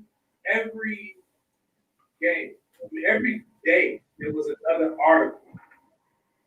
Taking the stat, which I'm fine with. He sucked. What people do now, like, that's not the standard. The standard is what he said he wants to be held up to. He didn't say hold me to Willie Taggart. That's why he's here. It's because of Willie Taggart. Obviously, don't understand what they're trying to do here. All I hear, we're not going to allow hoodies, earrings, and headset. Oh, that's right. Get those little black thugs in there. That's exactly what we need. Wow. No, we've had thugs. Like, that's what people were saying. Thugs, like, it was a thug culture. They were running the university with Jim Bar. The hoodies are got to go. That's how we're going to win. Yeah, because great coaches focus on that. The little things. The little things is what we need to worry about. Buy in. I bought in. Marvin Woods. We bought in. Terry. I bought in. James Black. I bought in. I'm being coach. I've never had this level of coaching before. Like, safeties. I'm being coach. Linebacker. Being coach. I just watched the film of the linebacker. No run fit. Just ain't got wide open. Sitting there for you to make the tackle on the Georgia Tech running back. You decide to run when there's 3 other Seminoles following up the hole and just give them a wide ass open they got. He did better than the running back that we got rid of. He saw a wide ass open hole, so he hit that dude. Fundamental. He gonna get it, Jeff. I can't catch all of a sudden. You got drop items. Oh, you was coached that a year ago. He gone now. We're gonna catch the ball now. I don't really. It's not even a. Jimbo's gone. All these guys are gone. I expect you talk about looking. I have never heard this much losing mentality in my life, and it makes my balls itch. Me too. They said we look. Me too. Moral victory. I quote. This loss looked better than a win. It was win. I sworn. God, he said that. He said, wait, who said that? Didn't look good. The Louisiana did not look good. Who said that? Who said that? Did not negate that. But a win in what planet? James ain't answering nobody. Is a win worse than a loss? Who said that? I don't know. 15, a team that had 3 starters not be able to play. A team, then I wasn't something dumb Florida State. But then I got to read that all again when I found out how they got there. They carpooled the dope. You lost to a high school team. They took 11 buses from Atlanta. That reminds me of that time. Who was that drove through from Texas against the we lost to a walk-on team. Remember that? Yes. That was extenuating circumstance. I got that. They were like, if you fly, you die. But what I'm saying is, we should be pissed. Caravan. We should be pissed. You're telling me about no spring game, COVID, all the excuses that they have too. Right. They drove charter buses. Yeah, War Chant was talking about that he had a short camp. That's Gainesville, and that's Everybody an hour and a half trip. That's the reason why. You know what? Gainesville had a bigger airport we would fly into. 11, they carpool. It's coming. It's coming. The dads got on the dog. It's crazy. That was a lie about Norvell turning what's his face away. That was a lie. Now he's still getting DM. It's coming From FSU fans who in their head believe that Mike flew. Check this. Mike flew in, according to your narrative, Mike flew to Jacksonville from Tallahassee. A 2-hour trip, but these boys caravan from Atlanta, a 5-hour trip. No, that's 7 in the caravan. Look, let me replay That's this. 7 and 11 bus caravan. Let me replay this in your mind. You said Mike had just called a kid and told him that I don't want you. But Mike got in a private jet and flew. It's a 2.5-hour drive, no matter where you're coming from, in Tallahassee to get to Jacksonville. Trust me, I know. I go there all the time. He flew a private jet. They caravan with moms and dads making flipping other snacks, peanut butter and marshmallows, peanut butter and jelly snacks, and gummy worms. They drove to Tallahassee. Legs should be stiff. Oh, Mike is so fortunate. 247, Tomahawk Nation, whatever other places, everybody. Oh, Mike, this is the most thorough we've ever heard. They're practicing a rain delay. What happens? Now we got a rain delay. I'm geeked, right? I'm geeked, dog. He going in. You're like, well, ran away by 4 or 5. We are definitely getting the spread after that first drop. It fell right into his hands. Who thinks to practice a rain delay? I know Georgia Tech. No, Georgia Tech came out the rain delay playing pool in a ring. I saw that. We lost to a Pop Warner team. They were snapping their pads. How you feel? Real good. How you feel? You got the nerve to bring back the ball. I just knew. And again, this isn't me hating. This is what happened. We did the walk. They had to walk. That means something. When we played during the violent era, we would go jump from the logo and say, woo, woo, and then we would stop. The body would do the whistle. It's coming. It's coming. I just don't know when. It's not long at all. It's coming. We have our helmets held high, and we was walking off showing you our ass, because that's what you do. Because we was about to whoop you. Okay. That's what they did that. You were excited? I was like, yes. Now you bring back jumping on the logos, and we got something. Did they do the surf squats? They did not do this. There was no dancing. Okay. I do. Kids, you not. Comment on my article. Well, at least they didn't give up. At least they weren't dancing on the sideline. Like, dude, you lost. I don't care what they were doing. Right. They lost. And it was Virginia Tech. You said Virginia Tech. Virginia Tech was brought into the conference to win and to compete. Oh. Virginia Tech is a notable program. Right. I don't care about it. We lost to that. I was mad too in the rainstorm. I was mad at Keith Gafford for dropping.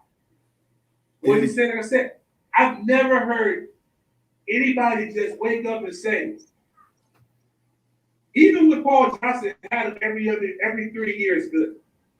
Man, I just know Georgia Tech could have dominated the ACC. They were 2 years in. They're 2 years removed from running a damn wing. Legendary. God, this is making it even more like high school. You got a 2 years removed from a wing team. Legendary. Go ahead. They carpool. Right. Also, I just wanted to. I want to remind you. Literally all freshmen. This is his first year, James. This is his first game. Be easy on the fifth day. Played 40 guys who are first and second year players. Do you forget the fact that we didn't have a spring? We have players who have at least experienced the spring, who have experienced snaps and games, who understand the ebbs and flows of the game. We have those players. They have players who just experience prom. You know what you don't have. Okay, Sims. Here we go. Here we go. My boy goes for what, 350?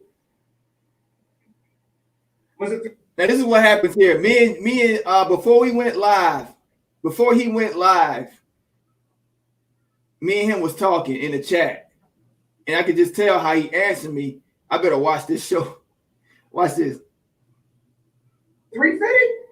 Was that what it was? 340. My bad. 340. I feel totally off. No. It was 340, but it was counting. Terrible. Who's counting? We had to block 2 field goals, had 2 interceptions, and an extra point. Oh, their punter is the GOAT, though. That's Kobe. Oh, I know. Shout out to Australia, Melbourne, Astronomo. I mean, losses happen. I don't like if we not like we troll about Florida dropping us off the schedule, and we did not drop it again. But maybe that was a blessing.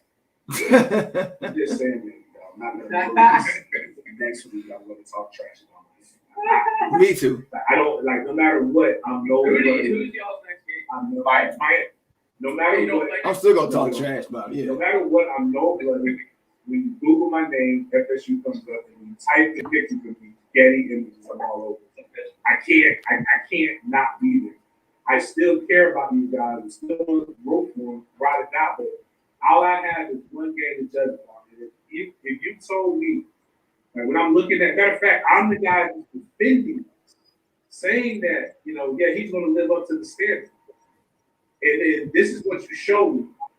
And I saw his face, and my friends who are trolls at best are the worst because you know what they Norvell? Yeah, that's solid. You know what they went and did? What? They went and found the 2 game footage of other that have sucked up for us. And you know what faces that Norvell was making? The same one. The same face. The face like, yo, I knew it was bad. Damn, I know it was this bad. But you obviously don't know what you're trying to do. But like, I don't mind. It's like when it's all those things work and all those things mean something to be clear. Buy-in. All I said, and I said on the show, and I said in my article, they got it got a certain segment of the fan base, so we all probably do. Like, it got him mad. All I said was, I don't care about buying it. Like, the beat reporters asking the same 5 damn questions every day. We know what you were trying to do. Was there anything on that field that you saw about buying? It was a cat that said at least we had half the penalties. You know, we had 5 penalties against Willie last year. We had 7 against Willie. What in what world does that happen? That's an increase, right? Right. False start. Now, there's a lot of things that happened. Not a lot. There was a lot before it really went down here. That happened that were really, really good. The O-line did, with the starting 5, like I know they said they want to play like 7 to 8. You got 5, bro. You got 5 offensive linemen that play whole game. We got to get this fixed. Yeah, we got that fixed. Coach Storm's one of the best strength and conditioning coaches in America, and I stand by that. I know his certifications. I know what he can do. You found out that strength coach can only do so much in a short amount of time, and it's really about the pace of practice because all these cramps and these injuries are indicative of lack of hydration and stamina, which the strength and conditioning coach loses that once they go into camp because he no longer has control of it. So that means these practices that were up tempo, if your guys are cramping up and out of shape, you're getting injuries, that means there's something wrong with the program. It's a lot of passion because I love my university and I want it to be great. And this is a $10 million a year program until they buy out Problem, until they fully buy out Taggart. But I have to ask this, I'm gonna leave it at this. Did you see a $10 million product on the field? That's all great. We got a lot to get into tonight. A whole lot to get into. I've got something, James just got off the chest. I've got something that I've got to vent about one of my quarterbacks in the SEC.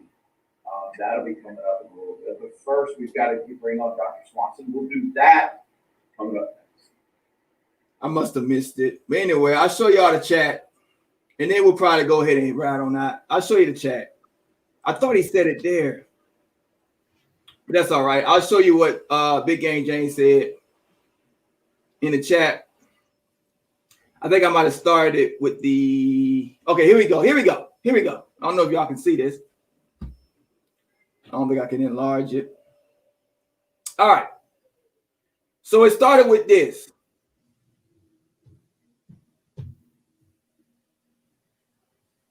Hold on. I said something like, it's funny how the fan base is crying because we don't have, and they were talking about Willie, about whatever. I said, so what exactly okay, so Big Game James talks like this. He says, you fly on a private jet to Jackson, tell a kid no? Right? That's what, so he's asking it like he's being sarcastic. Like, why you got to fly all the way out? Right? So I said, so instead of me just, I always ask a direct question. I don't like stuff that's floating. So I said, so what exactly happened? Because the media narrative is all we have, that he turned Sims away. Now, I don't know, that's not even the media, that's the fan base. And that's the fan base, and that's war chants spin. You see that? Those are spins. But this is what he said. He said he can and said you're in this class. That's what he said Norvell told him. But I'd like to develop a relationship with you. He mentioned Purdy and tried to bring in someone else in. Jeff Sims honestly didn't like the vibe. During that time, media also said Norvell told him that he was bringing in Georgia Tech and 2 high school quarterbacks. That's what was happening. He had Tag and Brown State. I think that's him. And then James goes, he committed to Georgia Tech, who had a quarterback committed the entire cycle. But honestly, Jeff was gone once Tag was fired. Odell literally called me at Norvell's introductory press conference and told me how much he wanted to keep Jeff. Honestly, the narrative was wild as my radio partner literally saw Jeff every day training him. I stated what happened in 5th quarter and literally every group I was in. Like I literally have the story and it's verified. But when the lie is more entertaining, why believe the truth? If Jeff Sims was gone when Willie left, why he didn't commit to Willie? Oh, that's okay. That's just Sandra talking back, saying why he didn't commit to FAU or whatever, blah, blah, blah. But yeah, there it is. So I just wanted to put that out there. And that was all. I just wanted to put that out there because it's been a lie the whole time. Jeff Sims had come once because Willie Taggart was fired. So let Jeff Sims go, people. Y'all wanted Willie Taggart out. You got him out. Let it go. I let it go. I didn't want, you know what I'm saying? I let it go. So now y'all got to let it go. But go ahead, Poke. That's all I got for today. But go ahead, Poke. I knew it wouldn't be much today. That's some pretty cool information right there. But that doesn't surprise me. That's about what I thought. I mean, well, that's not even with all of that said, it still sounds like Norvell wanted to keep him, but wanted to develop a relationship and told him that, hey, I'm bringing in 2 other guys as well. And right there it says Sims just didn't like the vibe. Now, whether that means Sims didn't like the fact that he didn't like him. Right. Whether he didn't like, just didn't have enough time to develop a relationship with Norvell and didn't like what he got from that. Or maybe he just didn't like the fact that, 2 other quarterbacks, I can deal with 1 other quarterback, but 2 other, so yeah. But to me, it's not a big deal. That's speculation. See, that's speculation. I didn't say it's not a big deal, but the fan base right now is what they're talking about. So I just bring out the trending points. But that's speculation that you're doing again. You're saying that, oh, well, Norvell, he didn't want to compete. That don't mean he looked pretty good to me. That don't mean maybe he's. I didn't say he didn't want to compete. Those words didn't come out of my mouth, but there's a difference between. He obviously didn't have a problem with competing because he went to Georgia Tech where they signed a freshman quarterback. Yeah, but you insinuated that. You did. When you said he had 2 other quarterbacks coming in, he didn't like that. Something like that you said. But that's just a smart move that has nothing to do with competing. If I'm a quarterback, the quarterback isn't like the running back or the receiver position where there's going to be touches to go around. I don't want to go to a place. It has nothing to do with competing. I just need to put myself in the best, position to be successful. I think Georgia Tech was the best position for him to be successful. This is where the fan base is frustrated. I believe with Taggart, we know Taggart was not recruiting another quarterback, so he knew Florida State was the best position for him in that situation as well. So he just weighed the 2 situations. This is where the frustration comes in at. I don't know if you probably ain't frustrated. You don't see it, but I understand the frustration from the fan base. This is where I'm frustrated. The fan base, okay, so they got mad at Willie Taggart. Everybody got mad at Willie. He didn't get a quarterback in 2 years, 2 cycles. So we were stuck with Blackman. Now, with this coach, right, it looks like because of the Purdy injury, looks like we're stuck with Blackman again. And instead of giving criticism where it's due, because it is due. Because I remember when Willie Taggart lost his first game, the sky is falling. So with this coach losing the first game, War Chant's talking about, well, at least he didn't look like a deer lost in the headlights. And Jeff Sims, they apologizing for him.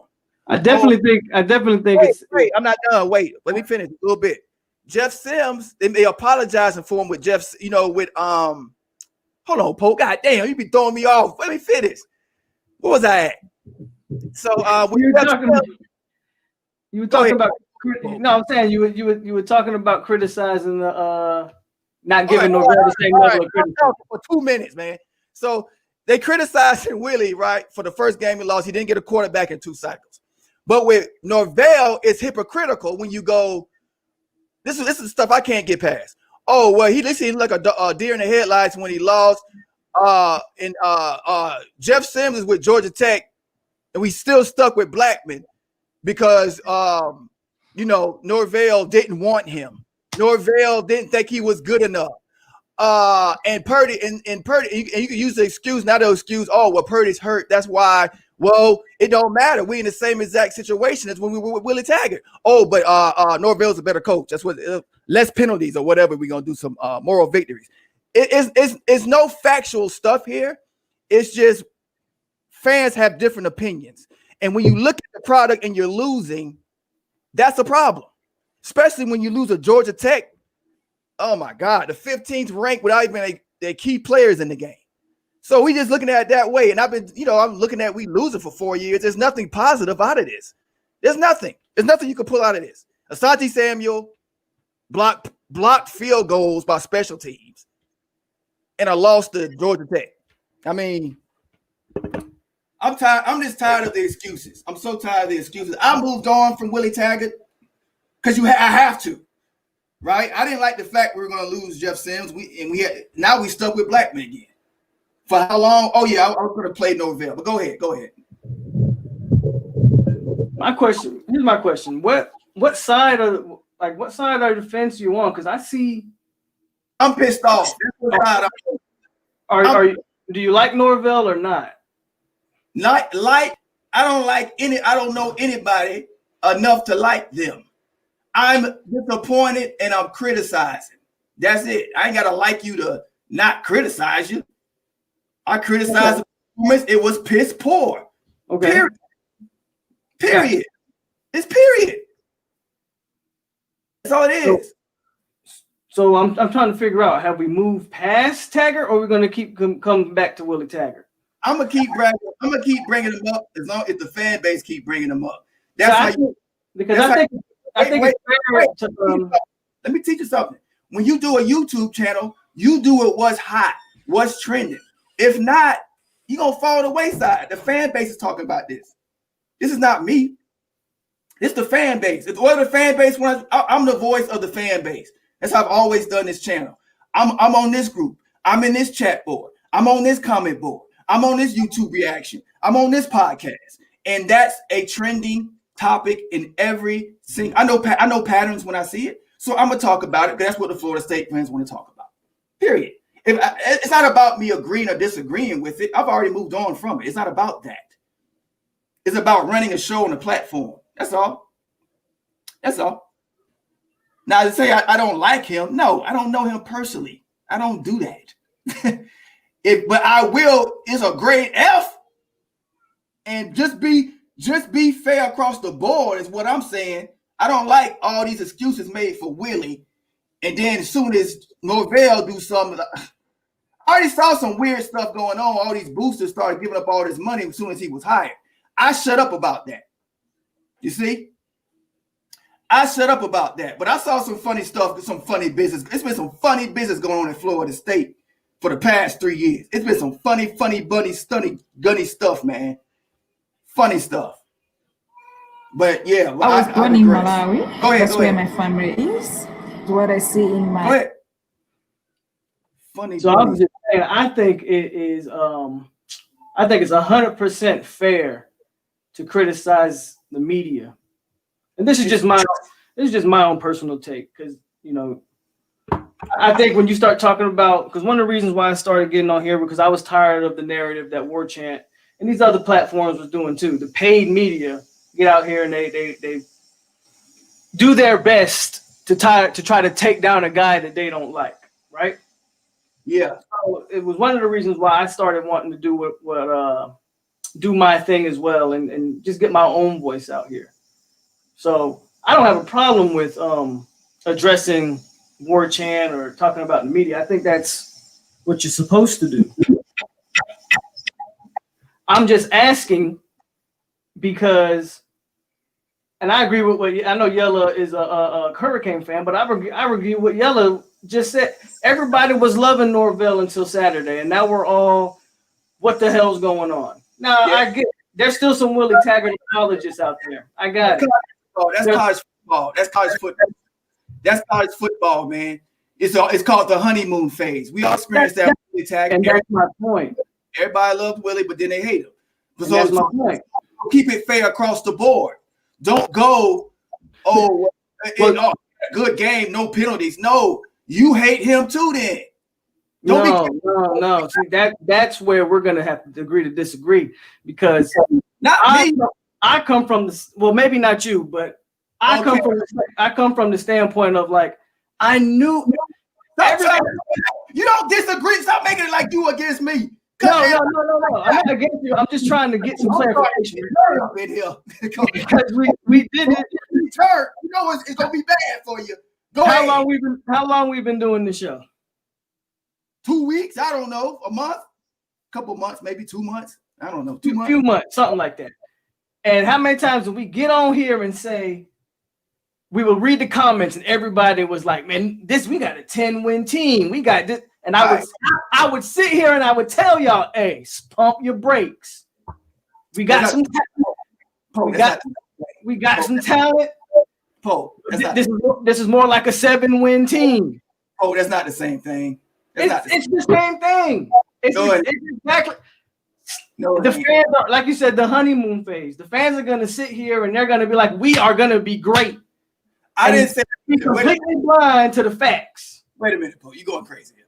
I said 7 to 8 wins too. I didn't say 9 or 10. I said Yeah, 7. I'm not talking about you. We've Okay. already came to that agreement that we're not talking about each other. Oh, the fans. I said we was reading the comments and everybody was saying 10-win team. Oh, the reason I say it's not the same thing. The reason I say the 9 thing, the crazy thing, because the thing we lost the Georgia Tech game. And I understand that. I thought that was one of the guaranteed wins on the schedule. I completely agree. Okay, that's where we're at. I completely agree. Everybody sat here and thought that was one of the guaranteed wins.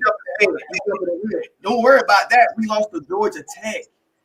That is phenomenally bad. That's phenomenally bad. But guess what? We look like a team that's been losing the last 3 years. Right. All right, let's see what Norvell say. Hopefully Purdy come back and save the goddamn season. We'll see. We'll see what happens here. He said some of that in that interview. I hope he comes back because we ain't got no hope but Purdy, y'all. Straight up. Straight up. We have no hope. We would have won that game going away with Purdy. I guarantee. Good morning, mate. Appreciate you being here. Everyone have a really good practice today. We came out today, really kind of went back to almost a camp style practice. We already started our preparation, as a coaching staff on Miami, but this is all about us. About continuing to clean up the details, the fundamentals, working to execute at a higher level. So we actually got a lot of ones versus ones, 2 versus 2s, speed work.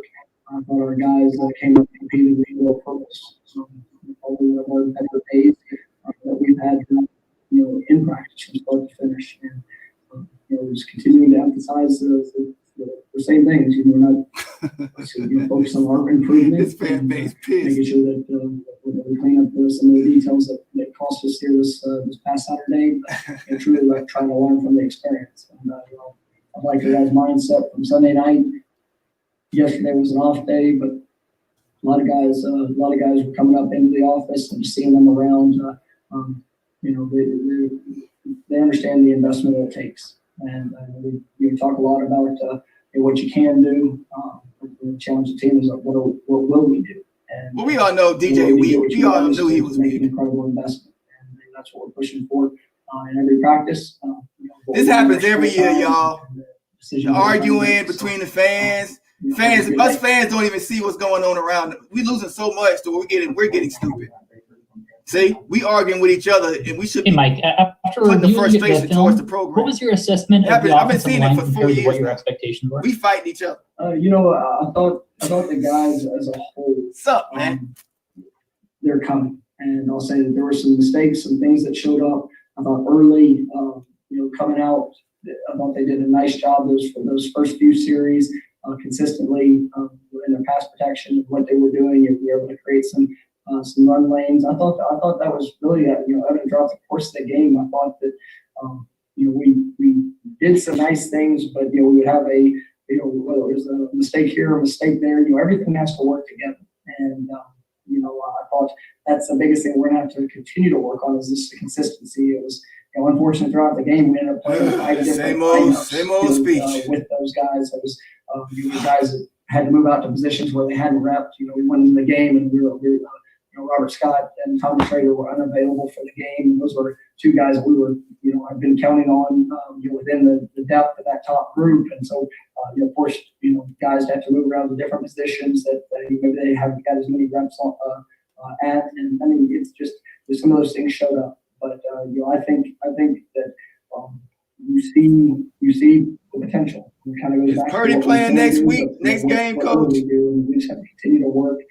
Those guys, hell, put Rodame games. Excited about it with Willingham, and the response and guys having to fill in different spots. We've got to clean up some of the communication issues, but I think all in all, there's going to be great potential for both in that unit.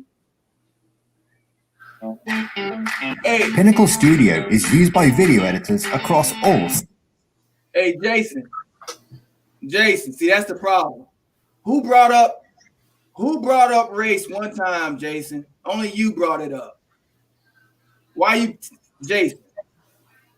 Nobody brought up race till you just did. See, that's the problem. That's why your country burning down now. Straight up, straight like that.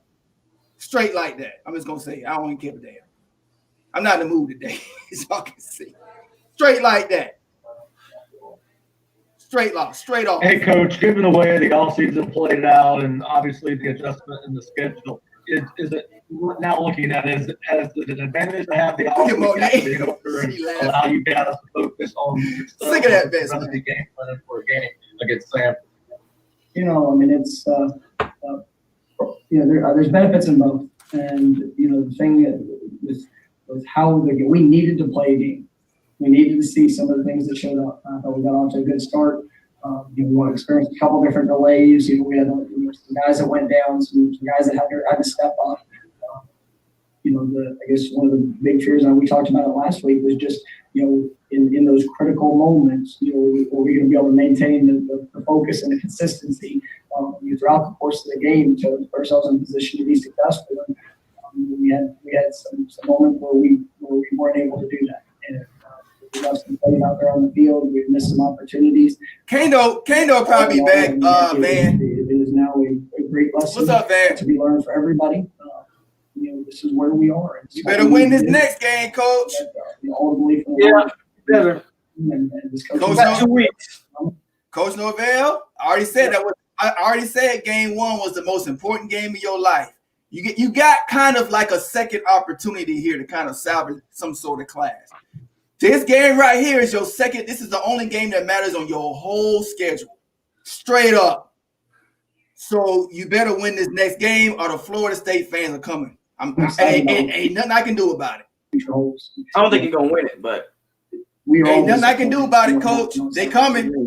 Your throat. In life, there's going to be disappointments. You lose this next game. What you do and the lessons that you learn from each experience, and that will define you. And that's what we're pushing for. Don't start Blackman. And this team needs to improve in every practice, and then we have to do it. He start Blackman. That's already a bad sign. We'll find out. Hey, Coach. We'll find out next week when that depth chart comes out. If he don't start Blackman right, and he put a true freshman in, he might get a little wiggle room because they only first. I agree. If you go with Rodemaker against Miami, and even if you lose that game, people will be like, well, at least you. Right. Hold on. Somebody called me. Let me take this phone call. Go ahead. Yeah, that's right, Larry. I know Larry. But at the same time, I don't like doing all that racial talk on my channel, man. I try to stay away from that stuff. I really do. I try to keep it sports. Man. I try to keep all that nonsense out of here. Nobody wants to be around that. Sports is your way of getting away from reality, right? We all know that. Sports is a way of our escape. You can't escape if you're bringing all that nonsense in. Now, I know it was a faction. We all know that. There's idiots everywhere. We all know it's a faction that boycotted and got them up out of there. Then you start seeing the boosters just raining money out the sky to get the perfect staff for Norvell. We know that. I know that, but it's no point of even rehashing it. I just want to talk about Jeff Sims and keep it cordial. I don't want to talk about because it's just going to get nasty and emotions are going to start flaring. It's going to be a bad. Going back and watching it, it certainly seemed like there were plays where guys beat their blocks, guys got in the backfield, but could they, as a group, they couldn't keep the quarterback either contained or get him on the ground. What's the key to that improvement there? Well, it's just continuing to work on our finish, and I think that there were those flash moments where you saw guys in a position. That's one of the challenging things that you face, especially with the schedule of what we had, is just the continued focus on the finish on the quarterback. And I think there's some things that we're going to try to implement in different ways that we had that just need more repetition on being able, whether it's working on a dummy or whatever we can do to kind of help accelerate that development and finishing some of those plays. But we have to be impactful in that front four. And I thought there were some really good things. I thought Marvin showed some great effort. I thought Coop did some really nice things throughout. Yeah, Cooper was the shining. All in all, that group has to be a force. Cooper came up. I thought J-Rob did some things where he was, he had to play a lot of snaps when Kano went down. And so really you better play Jordan Travis, anybody but Blackman, coach. I thought he responded well, but still a lot of room. And you should be all right, even if you lose. And so it was good to see some guys like Fabian Luddick get some extensive work. His first game, I think, as a Seminole. Tree Thompson was showed some production with what he could do. Corey Durden, obviously getting him back in Nole after missing some time in camp was good. But it's all about the improvement, and that's what we're focusing on.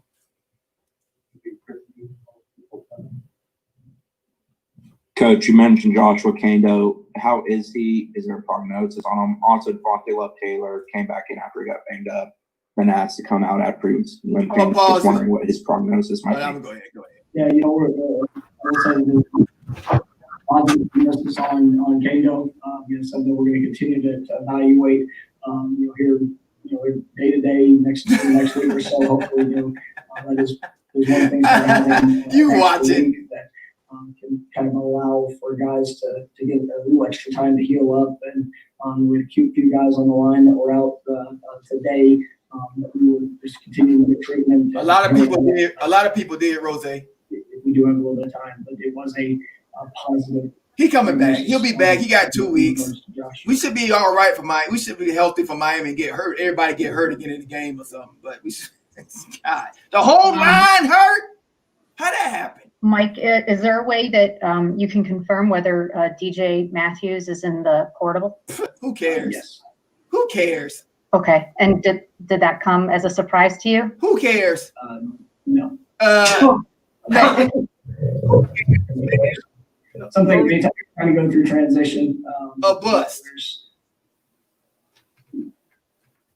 Some things that fit better than others, and DJ's making a decision for his future, and who cares? Fully support him in that. I fully support him. Get the hell up out of here. Yeah. Who cares? Get cover you can rely on.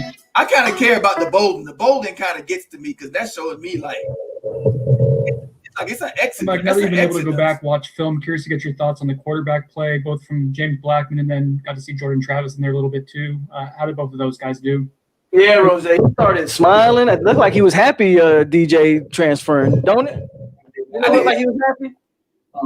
Damn, I didn't even catch it. He he started smiling. Damn. And I thought James made some great throws. Sometimes under pressure, sometimes on a clean pocket. We missed a couple opportunities. DJ's had problems. Every coaching staff. Guys got past 3 staffs, 4 out staffs. in those situations. I thought that his eyes, for the most part, were right. He made a couple of checks within the game that put us in good situations. And then he plays that he can't. Norvell in trouble, y'all. He better. The growth for him. Everybody bad. I really like the things that I do see from him. I thought Jordan came in and I'll pause it real quick. You know how they know. You know how the not even just the fan base. He got to deal with the boosters and the boosters. Oh god damn, that's what the problem really is. Do you know how you can tell the fan base mad? Because they talk about because they bring up the name Willie Taggart. What's up, Herb? That's how you know. That's how you know War Chant and like them top dudes, like not top dudes, but you know what I mean. The experts, the so-called they get paid. I don't even call them experts. They get paid. That's the only difference between. They're not Florida State fans. Yeah. No. They're not even Florida. I think one of them on Cameron show. He played for Florida State, but the other ones they ain't even Florida State fans. They just get paid to do this. But the fans already know this. But it's how you know when they brought up Willie Taggart and said at least he didn't have the deer in the headlights look. I'm like, oh, y'all mad. They want to actually punch Willie in the face like they're so mad. Because they hate him so much. Here we go. Provide the spark and it's all psychology. But he missed a good amount of time there in camp and just trying to get him back into rhythm with what he's doing in all aspects. But you're excited about what he brings, and I'll tell you, Tate. He's had a couple of really good weeks of work. Put him in. Excited about that group of where we are, and excited that I think Chuba's going to be back. Here soon, and how soon, Coach? It's coming along really well as well. So tomorrow. Looking forward to that too. So. Tonight, he coming back tonight, Coach. Following up on that, you said back when James was named the starter that you and I think Coach. Hey, Cunningham Chubba said pushed that him. You thought there was a chance other guys would play. Chubba. Because of the not having the red Damn it, that injury hurt. or eligibility not counting this year. Chubba be starting to right now. Find ways to get those guys in games. Damn it. Whether or not it's in a starting role. Well, I mean, obviously we're going to have a game plan with everything that we do. And if there's value that guys bring to helping this football team win games, then they're going to prepare and you're going to perform well to do that. I don't necessarily say that I have a plan for every one of them to get into a game at some point, unless it brings that type of value. So that'll be something that's continuing to be evaluated. We're competing in every aspect of what we do. There's a lot of things. I mean, it's unfortunate when you go back and you look at the big picture. And James was, his eyes were right. A lot of things were right in the good majority of the game, and whether it was a little bit of pressure here or missed opportunity on a really well thrown ball, those things show up. And, that's a great thing about playing quarterback. Is, you get to receive the brunt of all of it. And James's response. I mean, he's done. James is done at Florida State, y'all. I really like that group. The character of the group of guys with that quarterback is impressive. They all compete with each other, and against each other, but they all have each other's backs and pushing to be the best they can be. And that's fun to watch. It was really good. Sunday we went in as an entire offense, and basically we ended up going through every play within half together, just so we could see how it all ties. And everybody's got a job. Everybody's got a responsibility. We're going to finish up there today with the rest of the individuals. They see how close it is, and we just have to continue to work and develop. I told the guys, last year at this time, I was after the first game of the season. I was fortunate to be a part of one of the best offenses in the country, and they scored 13 points in the first game. And they just continue to grow, continue to get better. Fortunately, we did not do the things necessary to win that game on Saturday, but we can improve from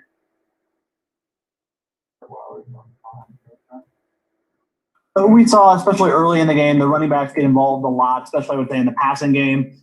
Maybe faded somewhat in terms of their usage as the game went on. I guess how did you kind of the guys who got in there and their debuts in the backfield? I thought there's some really bright moments. Sean Corrigan had some nice plays. Obviously showed his versatility, being able to catch the ball out of the backfield. Damian Webb, I thought did well. It was good to see LT get in there and get his first college experience. Catch him.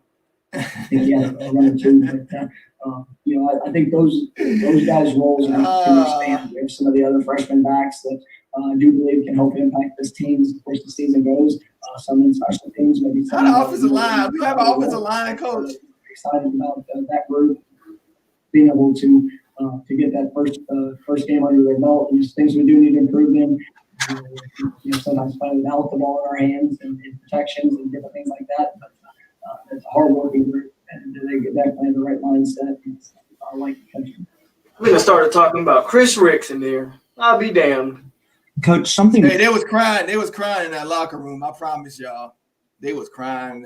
God. We heard after the second scrimmage that you all harped on was self-inflicted mistakes, and you don't like to get real-life examples of that, but that kind of happens. I've been in those type of losses in high school, and I tell you, watching these big, you'll watch a big, burly, 230-pound, muscle-bound monster crying like a little girl, right? Getting hugged by. Bro, it's bad. Last game. I can see it in his How face. has that just kind of been emphasized throughout everything that you've done these last few days? I can see it in his face. He was crying a lot that night, y'all. The moment we got here, and the guys, there's accountability in all aspects of what we do, and he going a little. I'm pretty sure he'll go a little nice. He'll ease up on practice. Corrections during practice. Being able to apply those corrections within the course of the game, and not put yourself in challenging situations. You got to lay off a little bit on them this bye week. Look at because they get hit from all sides, social media and TV and all types of stuff. Fan base. 5 drives there in the second half. It was. But that's what happens. Kind of crazy. I mean, I think perform like that. It was 6 or 7 plays, but we would have positive with the ball, and we had things that put us behind, whether it was a missed assignment on or a TFL or a penalty that cost us. So those things that we have to get cleaned up, and it is getting emphasized. Yeah, Pokey one of our best receivers, Larry. How you do many things and how you do everything. Pokey helps show up in all aspects. I feel. And, we're challenging them to do that. We're challenging ourselves as coaches to do the same thing. Pokey don't get At this point, I guess it's just merely a hunch, but do you think Chuba would be able to execute and position this offense despite missing the time he has? Of course. Well, I mean, that's going to be something that we're going to continue to work and develop. I think he couldn't have performed worse than Blackman did if he tried to. Be able to execute and play at a high I mean, level. it's just like with Sims. Even if Chuba might not be ready to read defenses, if all else breaks down, just run. Yeah, that's what Chuba would have done. Blackman was doing more of that in the first couple. But you can't, Blackman is so skinny and he's not even really that fast. Like you're gonna get him killed out there. You know what I'm saying? Yeah. Every time I see Black run, I'm like, oh my God, they're gonna hurt him. They're gonna hurt him. He always fumble when he gets hit. Right, and that's what I'm saying. So he always fumbles. I don't know where we are.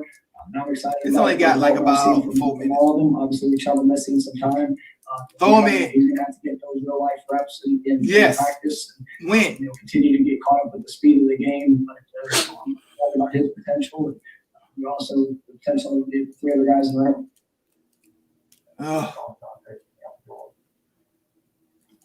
Hey, Coach, there were some pretty significant drops between Warren Thompson's and Tamorian Terry's. I'm curious, do you as a staff count the number of drops, and then how do you reinforce by playing somebody else? Hopefully, just that mental focus to make sure you've secured the ball before you then, turn up field or whatnot and get some yardage. Get somebody else. Portier. Something that we emphasize daily. Count them. Jordan. Everybody can count them. Helton definitely should have had some more targets, Samuel. Right. But Blackman can't find nobody. I'm telling you, it's bad. He can't find nobody. He can't. He's too busy watching the pass rush than watching the field. I bet you help open every play. I won't even doubt it. Especially double teaming Terry. I bet he open every play. Whether it's in focus or just finishing in man coverage. God damn it, you suck. Push those guys. They're working hard. And, I definitely believe in the group that we have. And they set the challenge. We'll do that next week, Jalen. We're gonna do that right now. The moment that you don't know when that time's going to come, you have to be prepared. I ain't predicting a damn thing. He said, I ain't predicting nothing. I'm worried about is we even gonna have a quarterback. I can't make a prediction, man. Tight ends, everybody on the offensive side is do the same thing, just like they do the same thing on the defensive side of the special teams. So, it's one thing to point to it because there's sometimes we didn't get the job done. But on the flip side of it, we can improve and we make sure it doesn't happen again. Last question, y'all. In this painful interview, some of the young players that we really kind of saw for the first time in extended action, like Steven Dix, obviously, but also Renardo Green and some other guys. Dix needs to start ASAP. What did you? Were there any surprises from some of the younger players that start Dix, man? Yeah, I thought both those guys you mentioned really showed up at a very high level, and I thought they did a nice job. Josh Griffiths did a nice job. All right, now you know who the players are. Put them in. A bigger role. What he was needed. We soft it, man. We got some soft ass blue chips. Really nice job at center. I mean, there was a couple things. Obviously, we had a couple penalties that we've got to get corrected. But I mean, when you look at the job that he did blocking, Darius, Dante had some good flashes. It was encouraging to see those guys, have some of the positives that were there. We just gotta just be more consistent in that. Travis J, I think you see in the return game was able to have a couple of explosives, and but I thought Bernardo did a really nice job, and as well as Steve Dix. Yeah, let's go ahead and start Dix. Oh yeah, that's a good point, Rose. Somebody I forgot about that. Hell yeah, he's an RPO. Hey. If you needed to, I think you would. You could definitely do it. Hey, this could be Rod Rector's time to shine, y'all. He run a 4.5. He played quarterback. I don't know how his arm is, but it can't be no goddamn worse. I just feel like if you're gonna go with Rector, just go with Travis. Like, but what's the dip? Yeah, I would try him out though. I'd try him out. Ah, Zoe, stop, Zoe. Look at Zoe. I saw y'all today. Where's Zoe at? Oh, where's TURNTTALLY? Zoe said you blocking people. Yeah. He said, where he at? What's his face over there like he about to cry? Yeah, because I caught him out doing some dirty. I knew they was going to try and, I ain't going to bring no drama over here, but I knew they was going to try and spin it all turned mad at the foot. No, that ain't what happened. That ain't what happened. We was up 10-0 when it happened. And we'll just leave it at that. No, we good. We play y'all in 2 weeks, though. But yeah, man, Chubby is Tebow. Yeah, they live streamed today. They was like, where's Terry? Terry, he about to commit suicide.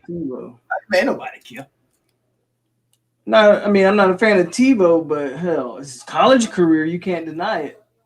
All right, I'll go ahead and say it. I'll go ahead and tell you, Zoe, what happened. I was going live, right? And I think it was about the first, second quarter. Well, actually, when I first went live, I was like, TTY came in, was talking the usual, trash talking. I was like, TTY, not today. Because you know how it is on a season opener. You're gonna have a big crowd. You ain't trying to hear all the nonsense. I know I talk more trash, and I can take it. I just said not on that day. I told him. I'm telling you now, Hurricane. So then he comes back in. It's like the first and second quarter. He says Blackman. I think he comes back in when Blackman throws the interception. We up 10-0. This is about the first, second quarter. We up. So it ain't nothing to do with the game. We win it. So y'all can't try to pull that. So I ignored it. So that's 2 now. I said, look, man, not today, man. Then he comes right in and talk about telling the people where to go to watch the game on YouTube. I'm like, the crowd is here now. Why are you might as well put the link and have my crowd filter out and go somewhere else. So I blocked him. I said, man, I'm done. I'm not going back over there. I see what y'all doing. See, that was first half. It wasn't second half. So y'all can't pull that. Oh, I'm mad because I've been doing this channel for 4 years losing. You think I give a damn about losing? We've been losing for 4 years. Yeah, I don't care. What happened? Oh, about TTY, man. I ain't rehashing that mess. They was trying to take you. You felt like he was trying to take you. Yeah. He said, "Oh, yeah." I don't want to go too much into it, but yeah. I didn't know all of that was going on. Yeah, so I had to block him. I'm like, dude, you can't come over here doing that. Like, I got like about 80 people in here. You can't just come in somebody. That's disrespectful as hell. He knew what the hell he was doing. Cause when you got a big crowd, you got to watch for all that stuff. I'm watching because you got to, because it'd be like sabotage. People trying to sabotage and stuff. Because you can put links and stuff in your chat. Stuff like people watching, so they be trying to like sabotage little stupid things. You got to watch out for. Zoe understand that. Zoe know that. And they gonna go on his show crying like, bro, Nice try. Anything else you want to watch? No, homie, I'm good. Ain't nothing else to watch, is it? We know what we saw. We know what we saw. But yeah, man, I guess that's it, y'all. Keep your head up, no fans. God damn. It's gonna be a rough ride. It's gonna be a rough ride. It's gonna be a rough ride. But Zoe, when you I know you take it up for your boy, but when you say you were too, that's when I'm on. The only time I do that is when I'm on the show, when y'all all calling me names and going off. Yeah, that's when I do it too. But I don't do it like when he have it on his place of business, when he having his stream going. I've never once done that. So y'all need to get y'all little things together, get your information right. Because I would never, no, not during on somebody's platform. This conversation, no disrespect, but this conversation isn't for him. Okay. Well, we about to end the show. I wasn't getting in the conversation. I just asked a question. Don't worry about it. No, if the conversation was really for y'all, he could have hit you up personally. I'm just asking. I thought you and T2I was cool. Hell, I'm cool with T2I. I don't have any issues with him, so I was just asking a question. You feel me? I know. It's all right, Don. Don't we start? Don't stop, man, so. All right. transfer portal. T-Boo was a beast in college. Yeah, he would have got a lot of views. T2Y would have got a lot of views. What? Saturday? That's what he really upset about. Like, no, you can't come to my channel, man. I'm bringing all that trend, all them fans of your channel. You trending. I'm bringing it because y'all would have had about 1,000 people watching that.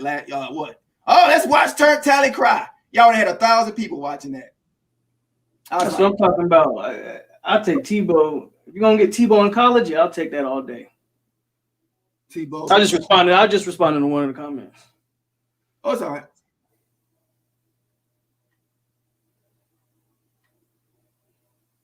Yeah, I don't have no issues though. Honestly, I mean, I've watched your channel plenty of times. I don't have any issue. I was just responding like, yeah, I talked to T2I as well, so I didn't know this was going on, so I just made that comment. But I don't have an issue with anybody.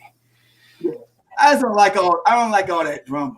Like once I see some funny stuff, I just back up out of it. Be like, okay, well, you just go that way. That's how I've been doing it for 4 years. I've been doing this for 4 years. Like I just be chilling, dog. I don't got no problems. I'm just trying to get clarification. That's all. Nah. We got about 46, man. If y'all want to, I don't know if Poke got time. If y'all want to see some tape, I don't know what else is there to show. Well, we've been on for 2 hours. I think I'm gonna cut it loose. Yeah, we good.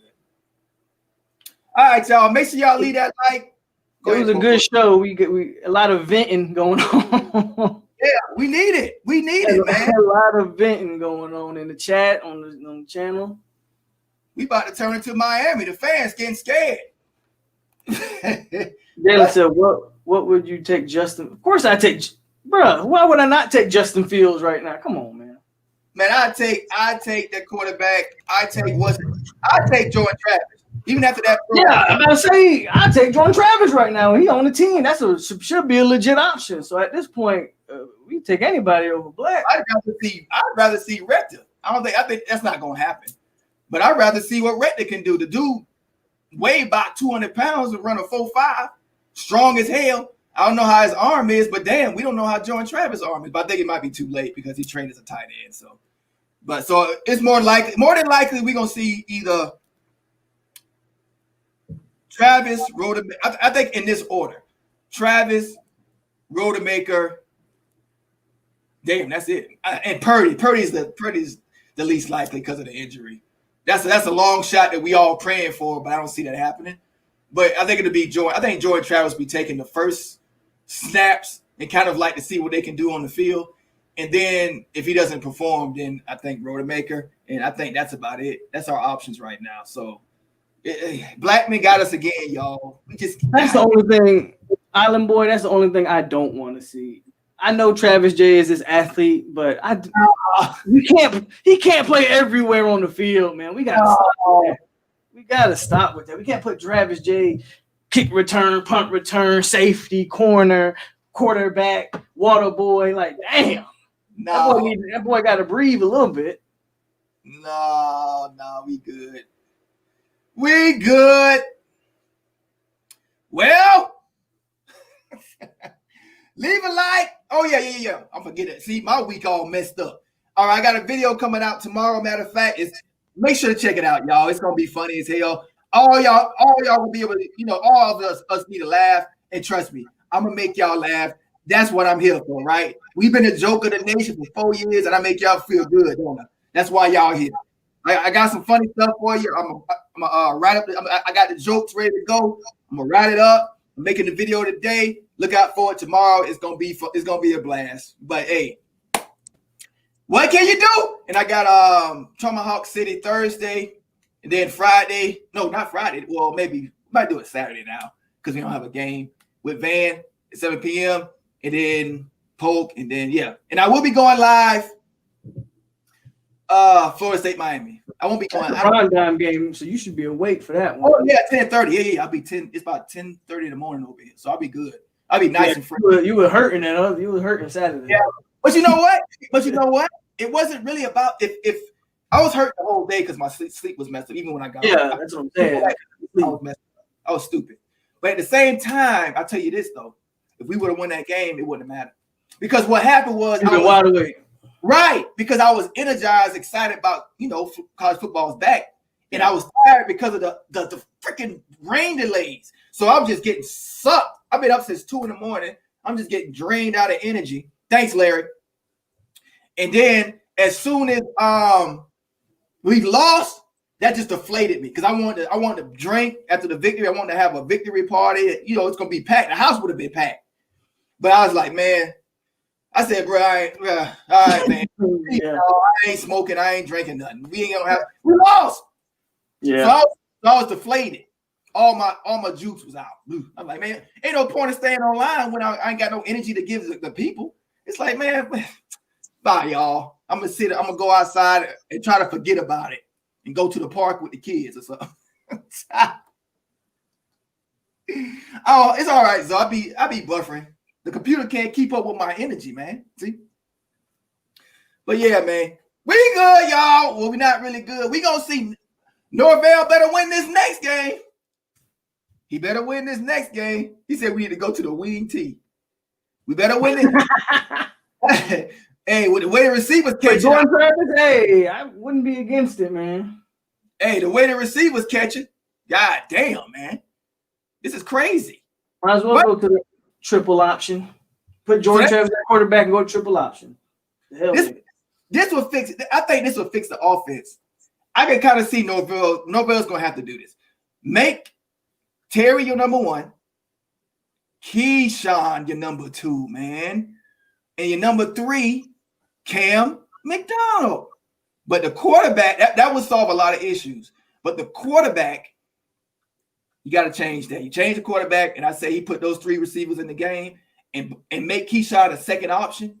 I think that'll do wonders for the offense. Now, the running game, I don't know, man. What do you think? With the running game? Maybe try some of the freshmen. Like, I don't know. The running backs kind of baffled me. That's the one position I really can't wrap my head around. They didn't look good at all. It didn't look, nobody looked like explosive. So that one definitely got to figure that one out. And it wasn't an offensive line every time because it wasn't. Some guys were just flat out missing holes. Damn it. Kalon LeBourne, bruh, he ain't do nothing here. I did think Corbin was effective when they put him in the Wildcat, but you got to be able to run the ball conventionally. You know what I'm saying? You got to be able to line up and run the ball. So I don't know, but I also thought Norvell abandoned the run too fast. So we'll see.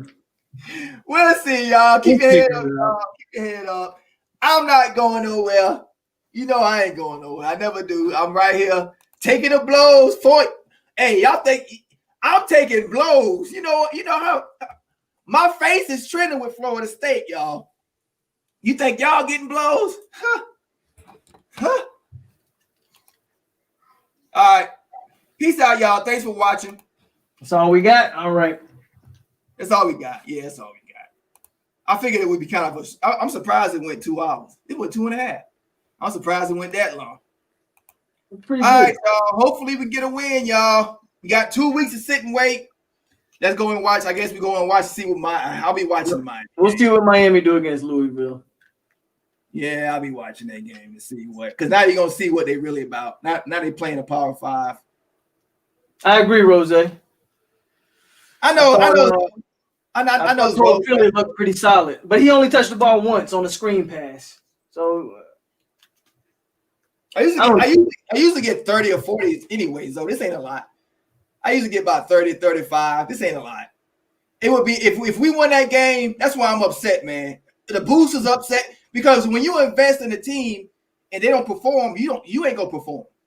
If Florida State would have won, this chat will have about 80 in it. I promise you. I've done this 3 years. I know how this thing works. I'd have about 80 people right now. At least. After the game, I had about 80, 90 people in there. That's just because the game was that day. Yeah, I know. I'm just saying. Afterwards is when it still keeps going. It keeps going because new people trying to check out, the bandwagon and all. So we lost, So that killed the numbers right there. You'll see, Pope. You'll see. I don't know if we can really contain King, to be honest with you, but we'll see. We couldn't contain Sims. We'll see. Right. All right. With that, look at Zoe say you're doing good. Yeah, I'm doing good. So I've been doing this for a couple years, man. All right, y'all. Thanks for joining. And go ahead and say your thing, Pope. All right, y'all. Stay classy, Seminoles. And we out here. We out here. Peace, y'all. Peace. Hey, Zoe, stick around for this, though.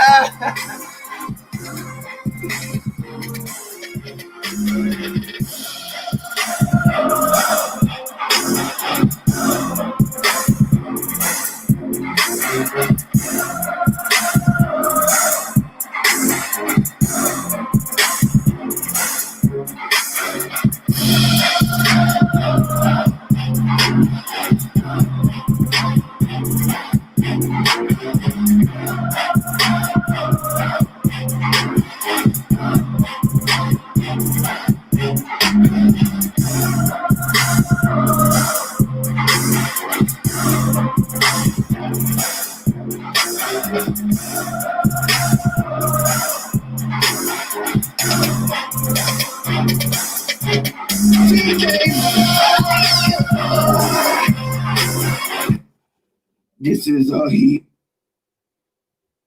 Live from the tabernacle, praising Yah all day. Set apart from the profane, iron dome mixed with clay. Heard your loins, with the Torah, you look like Torah, I got the menorah, take a piece of wicked pomegranate seeds, flowers from the root of justice, resurrected, singing like Jodeci. Get out of Babylon, right? You get no love, right? He says no love, right? If it's don't taste like a love, right? Rap the prophecy, rejuvenate, hey, seek first the temple, Elijah return and evening, alright?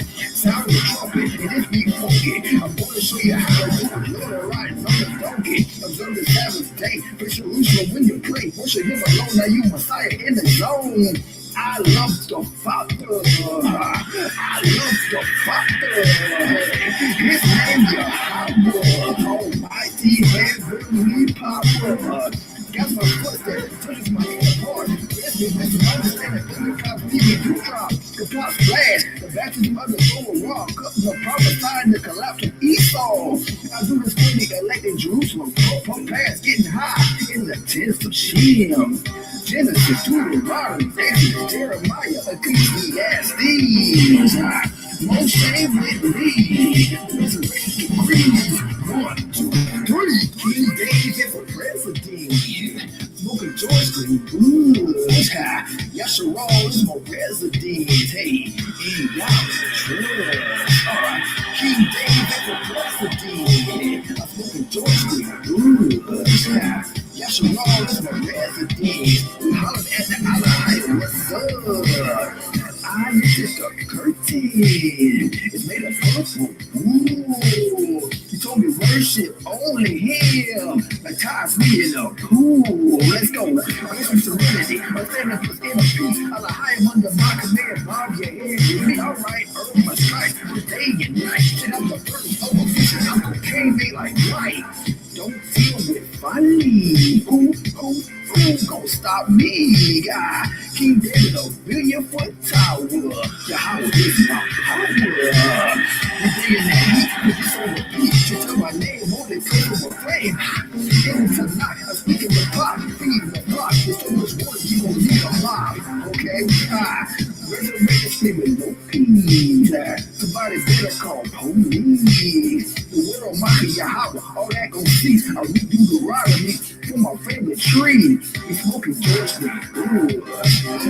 Sacrificing that good. Over dry side, walking, talking, living, giving, putting my good. Left, right, left, right, left, right. Follow me like left, right, left, right, left, right. Listen and see. I love the Bible. Major Hollywood, almighty devil, you are right.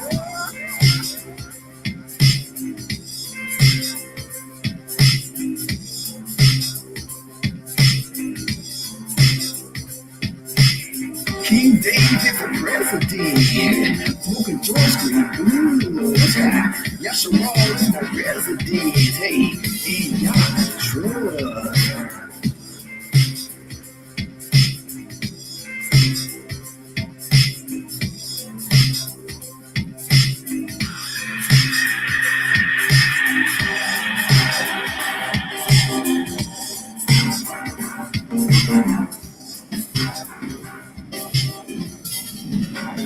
Hey, George Greenwood. Hey, George Greenwood. We smoking on George Greenwood. Ha, George Greenwood. Hey, George Greenwood. Hey, George Greenwood. We smoking on George Greenwood. Ha, George Greenwood. Hey, hey, hey.